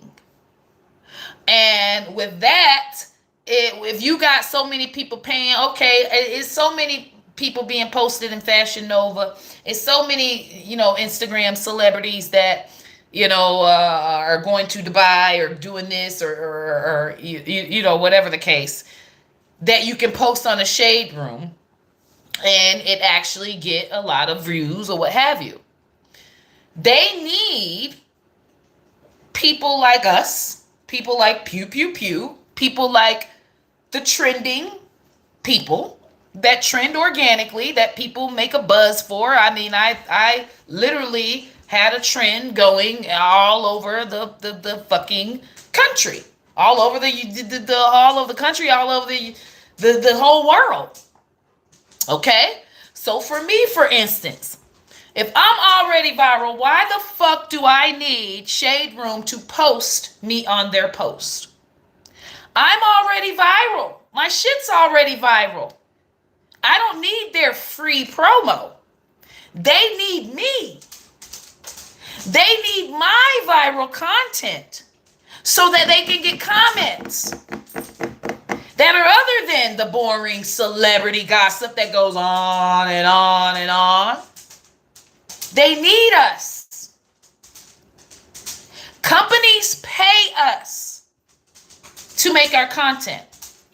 So Shade Room should pay us to make our content.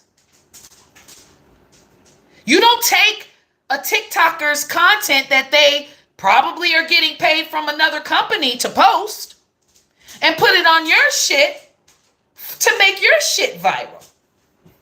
You don't do that. You pay. So Shade Room definitely owes me. And they owe a lot of people because they charge regular people to promote on their platforms. But regular people, they're taking regular people's content to boost their organic reach. Because nobody gives a fuck about celebrities.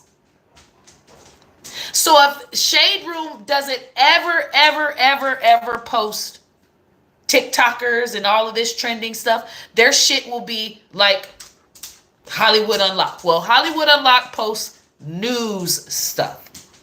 Because news stories you can post. Anytime motherfucker commit a crime, you can post it.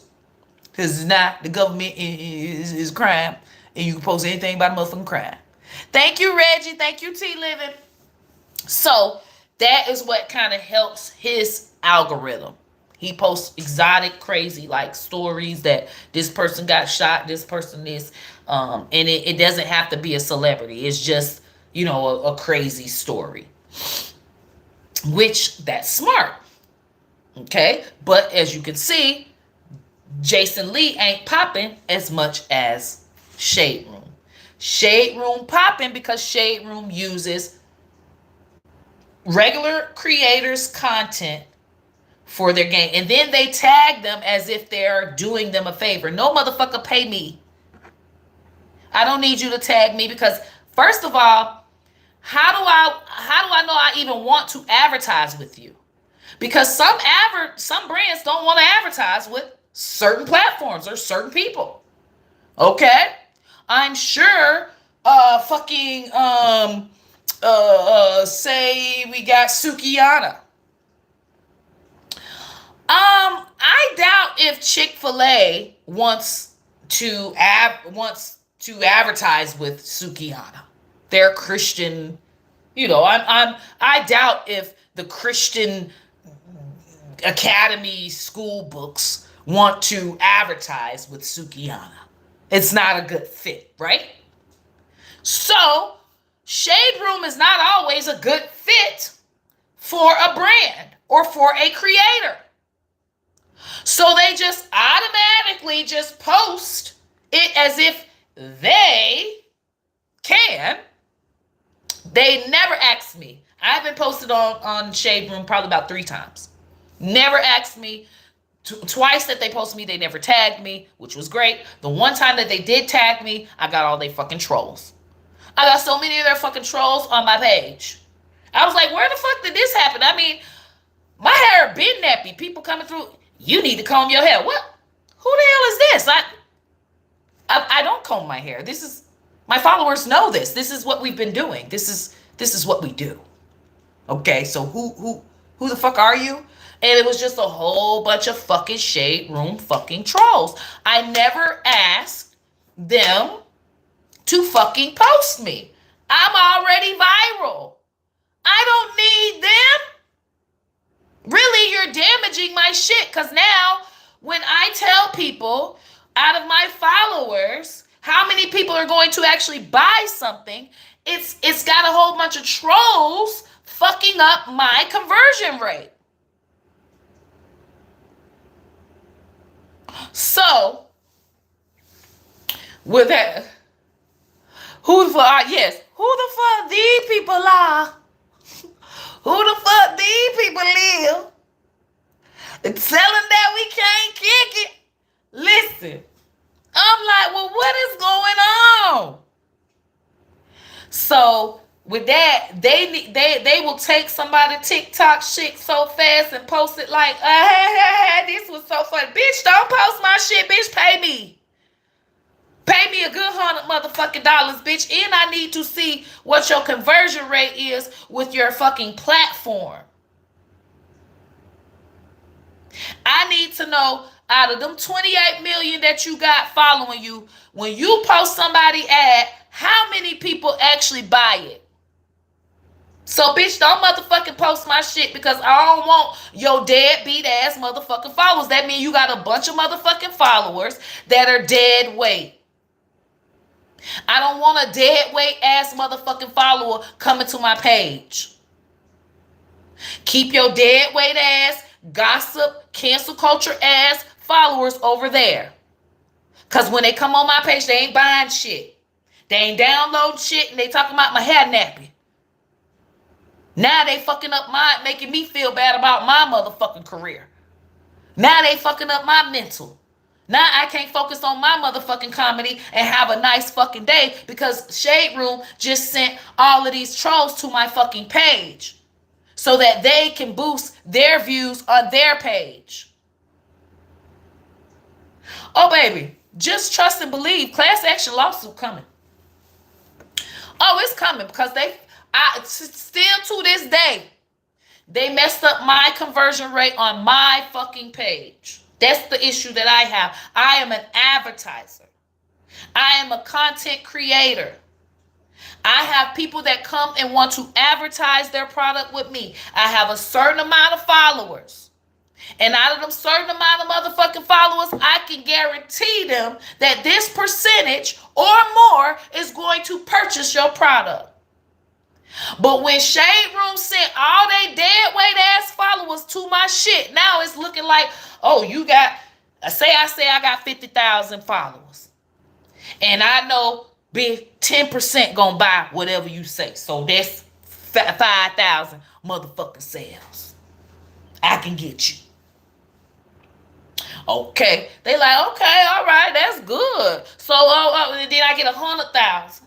So they like, okay, well, it should be 10,000 sales now because you said 10%. Well, really, I can't say that because I just got 50,000 dead weight ass motherfuckers. So we gonna keep it at. Now my shit go down. I got 100,000, but only 5,000 is going to buy. Now my conversion rate went from 10% to fucking 1%. Who the fuck want to buy from me? They finna go to this motherfucker that got 100,000 motherfucking followers and bitch, 10%. All they gonna get they 10%. At least 10,000 is going to buy. Now I can't make my money. Now they done fucked up my whole motherfucking shit. That is my issue. Yes, they sent me, and yes, they sent me a bunch of Barty gang, and I can prove it because when I go to the thing and it say If I go to Cardi page and I say what my mutual people is, it say a whole bunch of Cardi B. And I ain't never had no motherfucking Cardi B nothing. It's because they sent the motherfuckers to my shit when they posted me on that shit. And I never told them to post me on their shit. And still to this day, I got a bunch of dead weight ass motherfuckers that don't buy shit on my shit. So that's my issue that I have with Shade Room. And this is how I know for a fact that gossip blogs do not help your brand. Zeus Network, they always, advertising their stuff. Zeus Network always advertising, right? But the amount of followers and the amount of followers on the pages that they advertise to does not equate to their subscribers. It don't match. They're not, it's because the gossip blogs, you can see in the comments, I'm not subscribing. Anybody got their account thing? But when you go to a post about Taylor Swift or K-pop or the people that got the loyal fan, you see them, oh, when do I buy it? Can't wait for this to release. Oh, I already got my subscription. Oh, well, let's have a party. Okay, everybody know that we going live and watching it together on this thing. And we going over here to do this. And we're going to purchase her merch. And we go.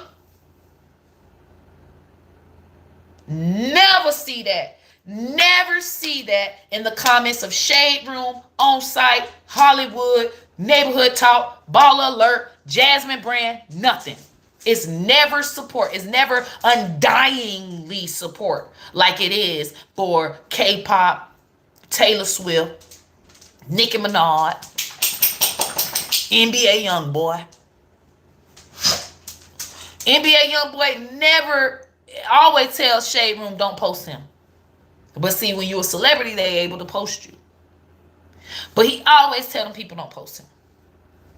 Because they want the clout.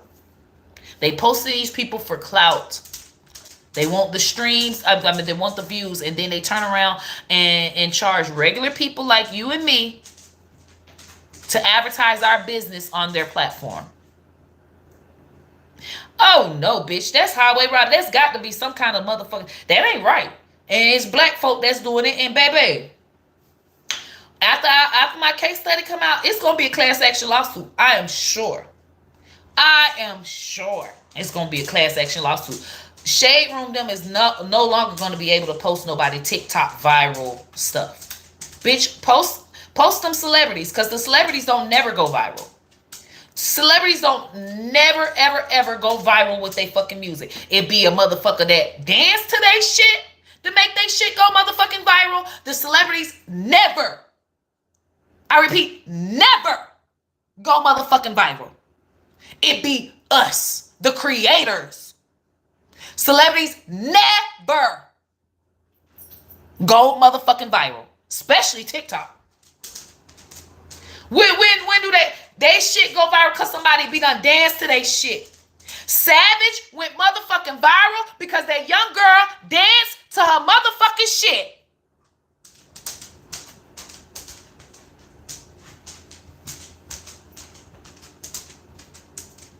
It is never the artist. I repeat, never the artist.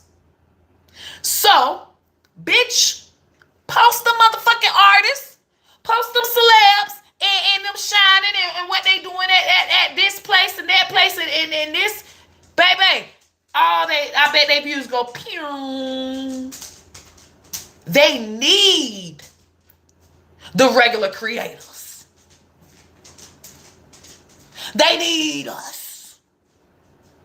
So they're basically using them, and eventually, I'm sure that Shade Room will be no more, or they definitely will have to pay out quite a bit of people, because everybody's gonna remember if they're a regular person and if they got posted on Shade Room, how many views it got, all that good shit, how many views you got on your platform and opposed to Shade Room. So you can prove that Shade Room didn't make you who you are. You was already viral, and they took your shit and fucking just put it up there. You can prove that Shade Room brought trolls to your page. If you can prove all of that, Shade Room gonna owe you quite a bit of money.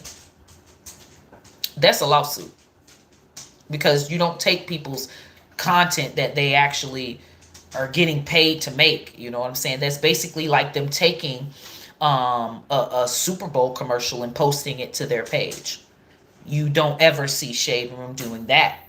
But they will take regular people's content, because we don't have the money to obviously sue them. Some of us don't.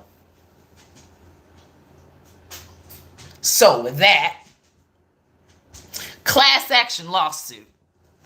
Okay. You got to be able to prove that you was already viral, that Shade Room took your viral content, put it on their page, and that people from Shade Room commented on your shit.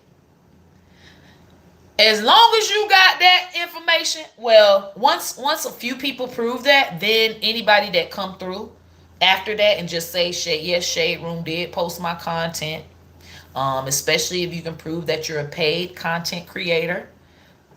Reels, you're a paid content creator.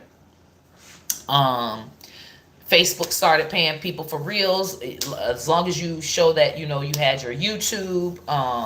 As long as you show that you get paid, you have ever gotten paid in the past for any content. Even if you're working on building your platform for that, Shade Room can't come and force their audience on you. It's like they're basically forcing their audience on you, and you don't want that. That's not good for your brand. It's similar to Sukihana forcing her audience on a Christian store. Say Sukihana just always takes the Christian store's videos and posts it to her page and says, oh yeah, I love these Christian books, and she's a celebrity, she has a blue check, she has a large following, and then people are gonna go to the Christian book and say, why do you guys have Sukihana promoting this book place? I'm never buying books from here, because did you see what she did? She threw up on a deck. Okay? Do you see where you can't force a brand to accept your audience? You can't force that. That is actually illegal. It's actually something that is highly suable. And yeah, if you take it, you basically have to take it that far, and most of us aren't smart. Most of us think, oh, I got posted on Shade Room. Yeah.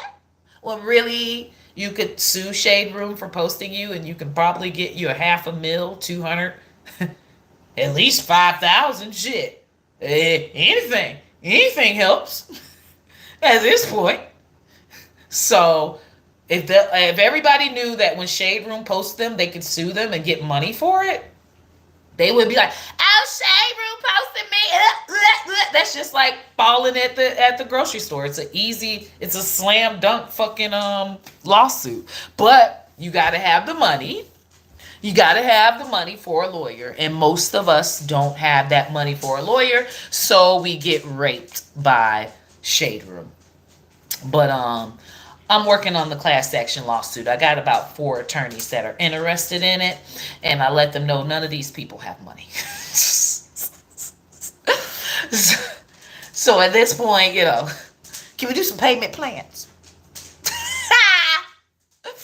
Because they need to stop. They really do. It's got to stop. The payola has got to stop, and they really got to stop using people's stuff. I just seen them post a little baby girl. Stop posting these people. Why y'all ain't post these other people churn? It's plenty of celebrity people churn to post on. That's because when y'all posting them celebrities, it ain't doing shit. Don't nobody give a fuck about no celebrity, bitch. Y'all posting all them people with the blue checks, bitch. That do not make your page pop, bitch. We make that bitch pop, bitch. Regular people. Regular people making regular ass content, being regular ass, humble ass people. All that payola ass shit, all that, oh, this what this person got on, and all this celebrity Hollywood ass shit, that shit gone. That shit lame. That shit dead. And y'all pushing that lame ass shit on people, especially your black people. Like, all you need to do is just be flashy, and you will sell records. Oh yeah, you'll be number one. Shut the fuck up. Y'all need to stop lying. And I blame Shade Room. I blame all the motherfucking gossip blogs for taking that money from them celebrities and not putting ad. Everything need to have ad next to that bitch. Everything need to have ad next to it because y'all is being paid. Everything from Love and Hip Hop needed to have ad next to it. But y'all lied and made it seem like, oh, these people are just getting posted because there's somebody, when Mona Scott has a whole motherfucking contract for all of the Love and Hip Hop members to be posted, just like with Fashion Nova has a contract that all the models on that wear Fashion Nova to be posted on fucking Shade Room. Y'all got contracts, bitch. Unask that motherfucking money. Unask that money, bitch, because y'all got them contracts based on regular people content. Mona Scott would not have never paid you all that money for that contract had you not been taking people's motherfucking viral videos and posting them to your fucking page. That's the only way that Shade Room got popping. Period. Regular people. Oh baby, I could prove it. All the way from their first motherfucking post they ever fucking posted, baby. They get the most views from already viral shit that's already viral. Shade Room can't make nobody pop. Shade Room can't make nobody have no loyal motherfucking streaming militia. Shade Room cannot help nobody with their advertisement. They can't even help themselves, because why the fuck they ain't got a Shade Room clothing line, a Shade Room hair, a Shade Room any motherfucking thing. They can't even brand their own self. So how the fuck is they gonna brand somebody else with 28 million motherfucking followers? They know they followers don't buy shit. They know they just come to motherfucking talk and bash a bitch and that's it. So with that, they use regular people. That's another one of my concepts that I will be proving in my case study. Gossip blogs use regular people for content. They do not help a brand. They do not have a loyal following, a loyal, lucrative audience. Okay? They hurt the artist more than they help the fucking artist. All right? And they are robbing regular people for their fucking content. And they're robbing them for no fucking reason, because with the advertising that people are paying for, they are not getting the sales. They are not getting the motherfucking results. That is my thesis. Ooh, it's going to be hot, ain't it? That bitch going to be hot. Woohoo! I'm going to win a Nobel Prize. I already know. I know I'm going to win a Nobel Prize. I already know that. They're going to have me on all these little seminars. You know, all that good stuff. You know, they gonna be all on your girl. You feel me? I'm gonna be having all these little, plaques and stuff. Bestseller. Is in textbooks at colleges and everything. I'm coming to speak at the colleges, everything. I already see that's gonna be my life in the next 10 years. And the next 10 years, I definitely will go down in history as the fucking Albert Einstein of social media marketing. Okay? The fucking Einstein. Yes, I'm gonna get my presidential medal. I'm gonna get all of that, all the labels. They gonna be like, yup, read this book. They gonna be telling their A&Rs, read this. They gonna be having it where my book, they gonna for you to pass a certain certification, you gotta read my book and you got to answer questions on it and stuff, like an exam or whatever. I already know it, because I did everything from start to finish. I did the promo side, I've done the artist side, I've done the managerial side, I've done the producer side, I've done the publisher side. I've done the public relations side. I've done everything, not intensively, but enough to be able to say how social media can benefit from it and best practices. So yeah, you'll see. Thank you. Thank you. That's how I'm gonna be when I'm accepting my awards. I'm a goofball. But yes, yes, you already know. I got the pay. And then they have to go back to 2009. Bitch, I've been doing this study since 2009. I got my study since 2009. If they haven't started fucking researching this since 2009, then they can't, it can't be duplicated. It's not, it can't be duplicated because it's a case study. It's not like a book or it's an actual case study. It pulls into all of this with hip hop and stuff, but I'm not even gonna bore you guys with the other industries. I mean, I've knocked at lawyers' offices, furniture company. I mean, it's been at least 50 companies I've touched on. Clothing, beauty. So this whole concept, I actually placed this concept for businesses as well. So it's gonna be a corporate thing. It's not only for music, but music is the most exciting thing about it. But all the other stuff is kind of boring. All you're doing is saying, okay, this is how you connect with your audience. I'm newly doing tires, golf. I'm hitting just about a whole bunch of different types of industries so that when I do my case study, it kind of relates to that industry. So golf, sports, I did makeup. So, well, I only did lashes. But I mean, hey, lashes, lip gloss, it's all in the same, it's not eyeshadow. But when you see my case study about lashes, you put it towards eyeshadow or lip gloss or what have you, because it's going to be enough information and a well enough example that it can pertain to a lot of other different industries, a lot of other different types of businesses within it. So it's going to be a great guide, as well as, like I say, it's a case study. A case study is not really a book. It's just compiled experiments that I did. And of course, I'm going to write it in a fun way. But it's a fucking case study. All it is I researched this on this day and found out this. And then I compared it to this and found out this. And it led me to this hypothesis to where I found out this. Pretty boring.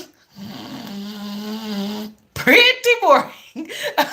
It's a case study. It's going to be like a textbook. It's going to be very, very informational, but it's going to have all of the stuff about Cardi B and Nicki Minaj and the hip hop world and how they try to pay their way into stuff. So that's why, and businesses do it as well. I have a business that tried to pay their way. They paid for like 10,000 followers, and literally the page is a fucking shell.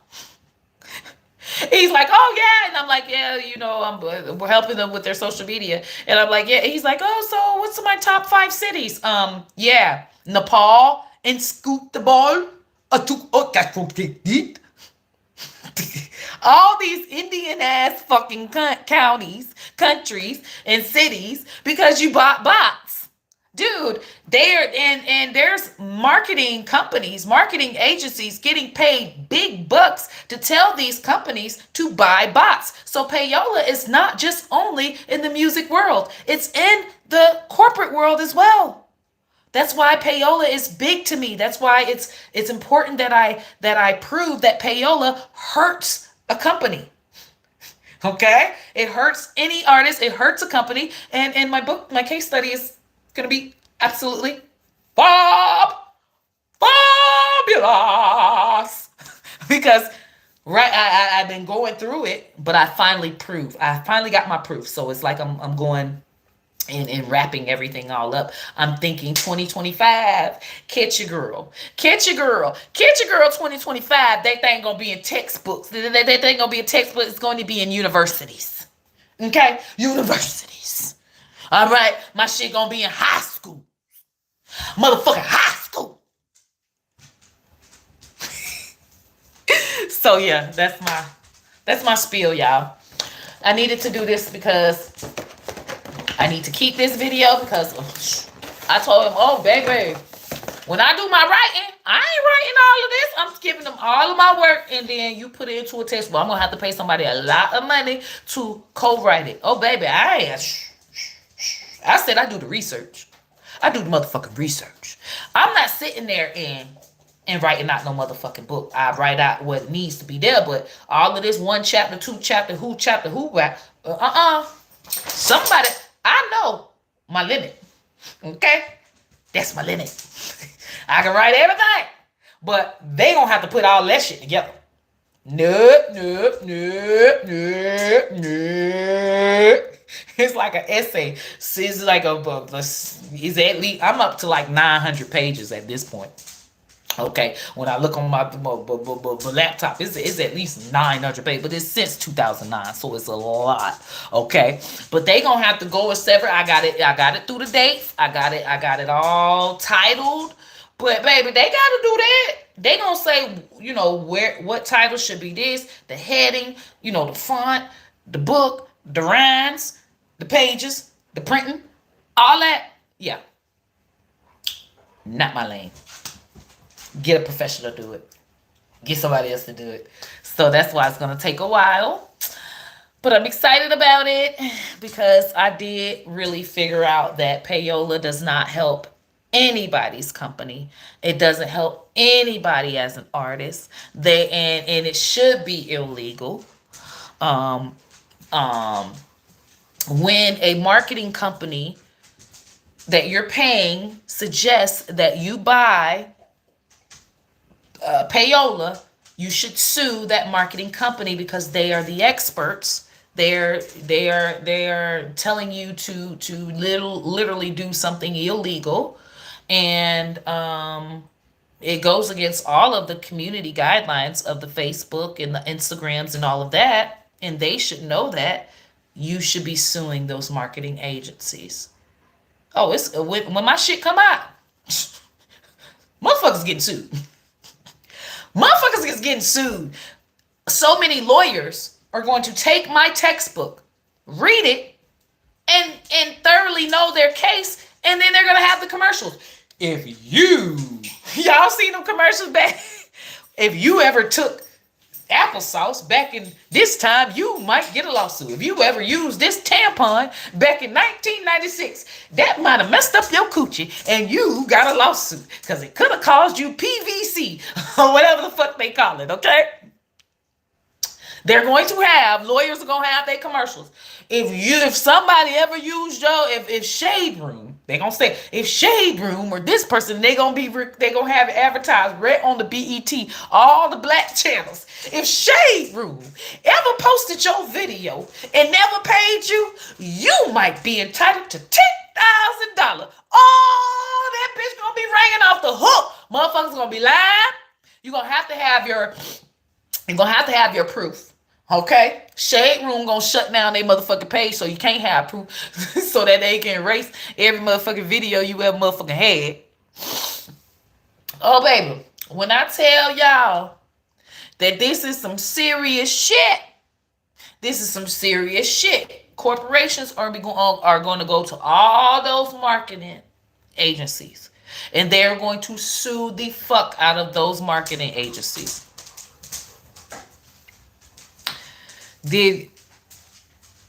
Am I gonna have my picture on the cover? No.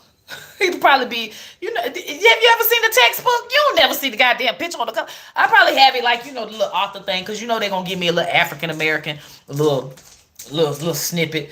This was the first black African American woman, and she wrote history with this and this. They're gonna give me a little Rosa Parks ass motherfucking page. Okay?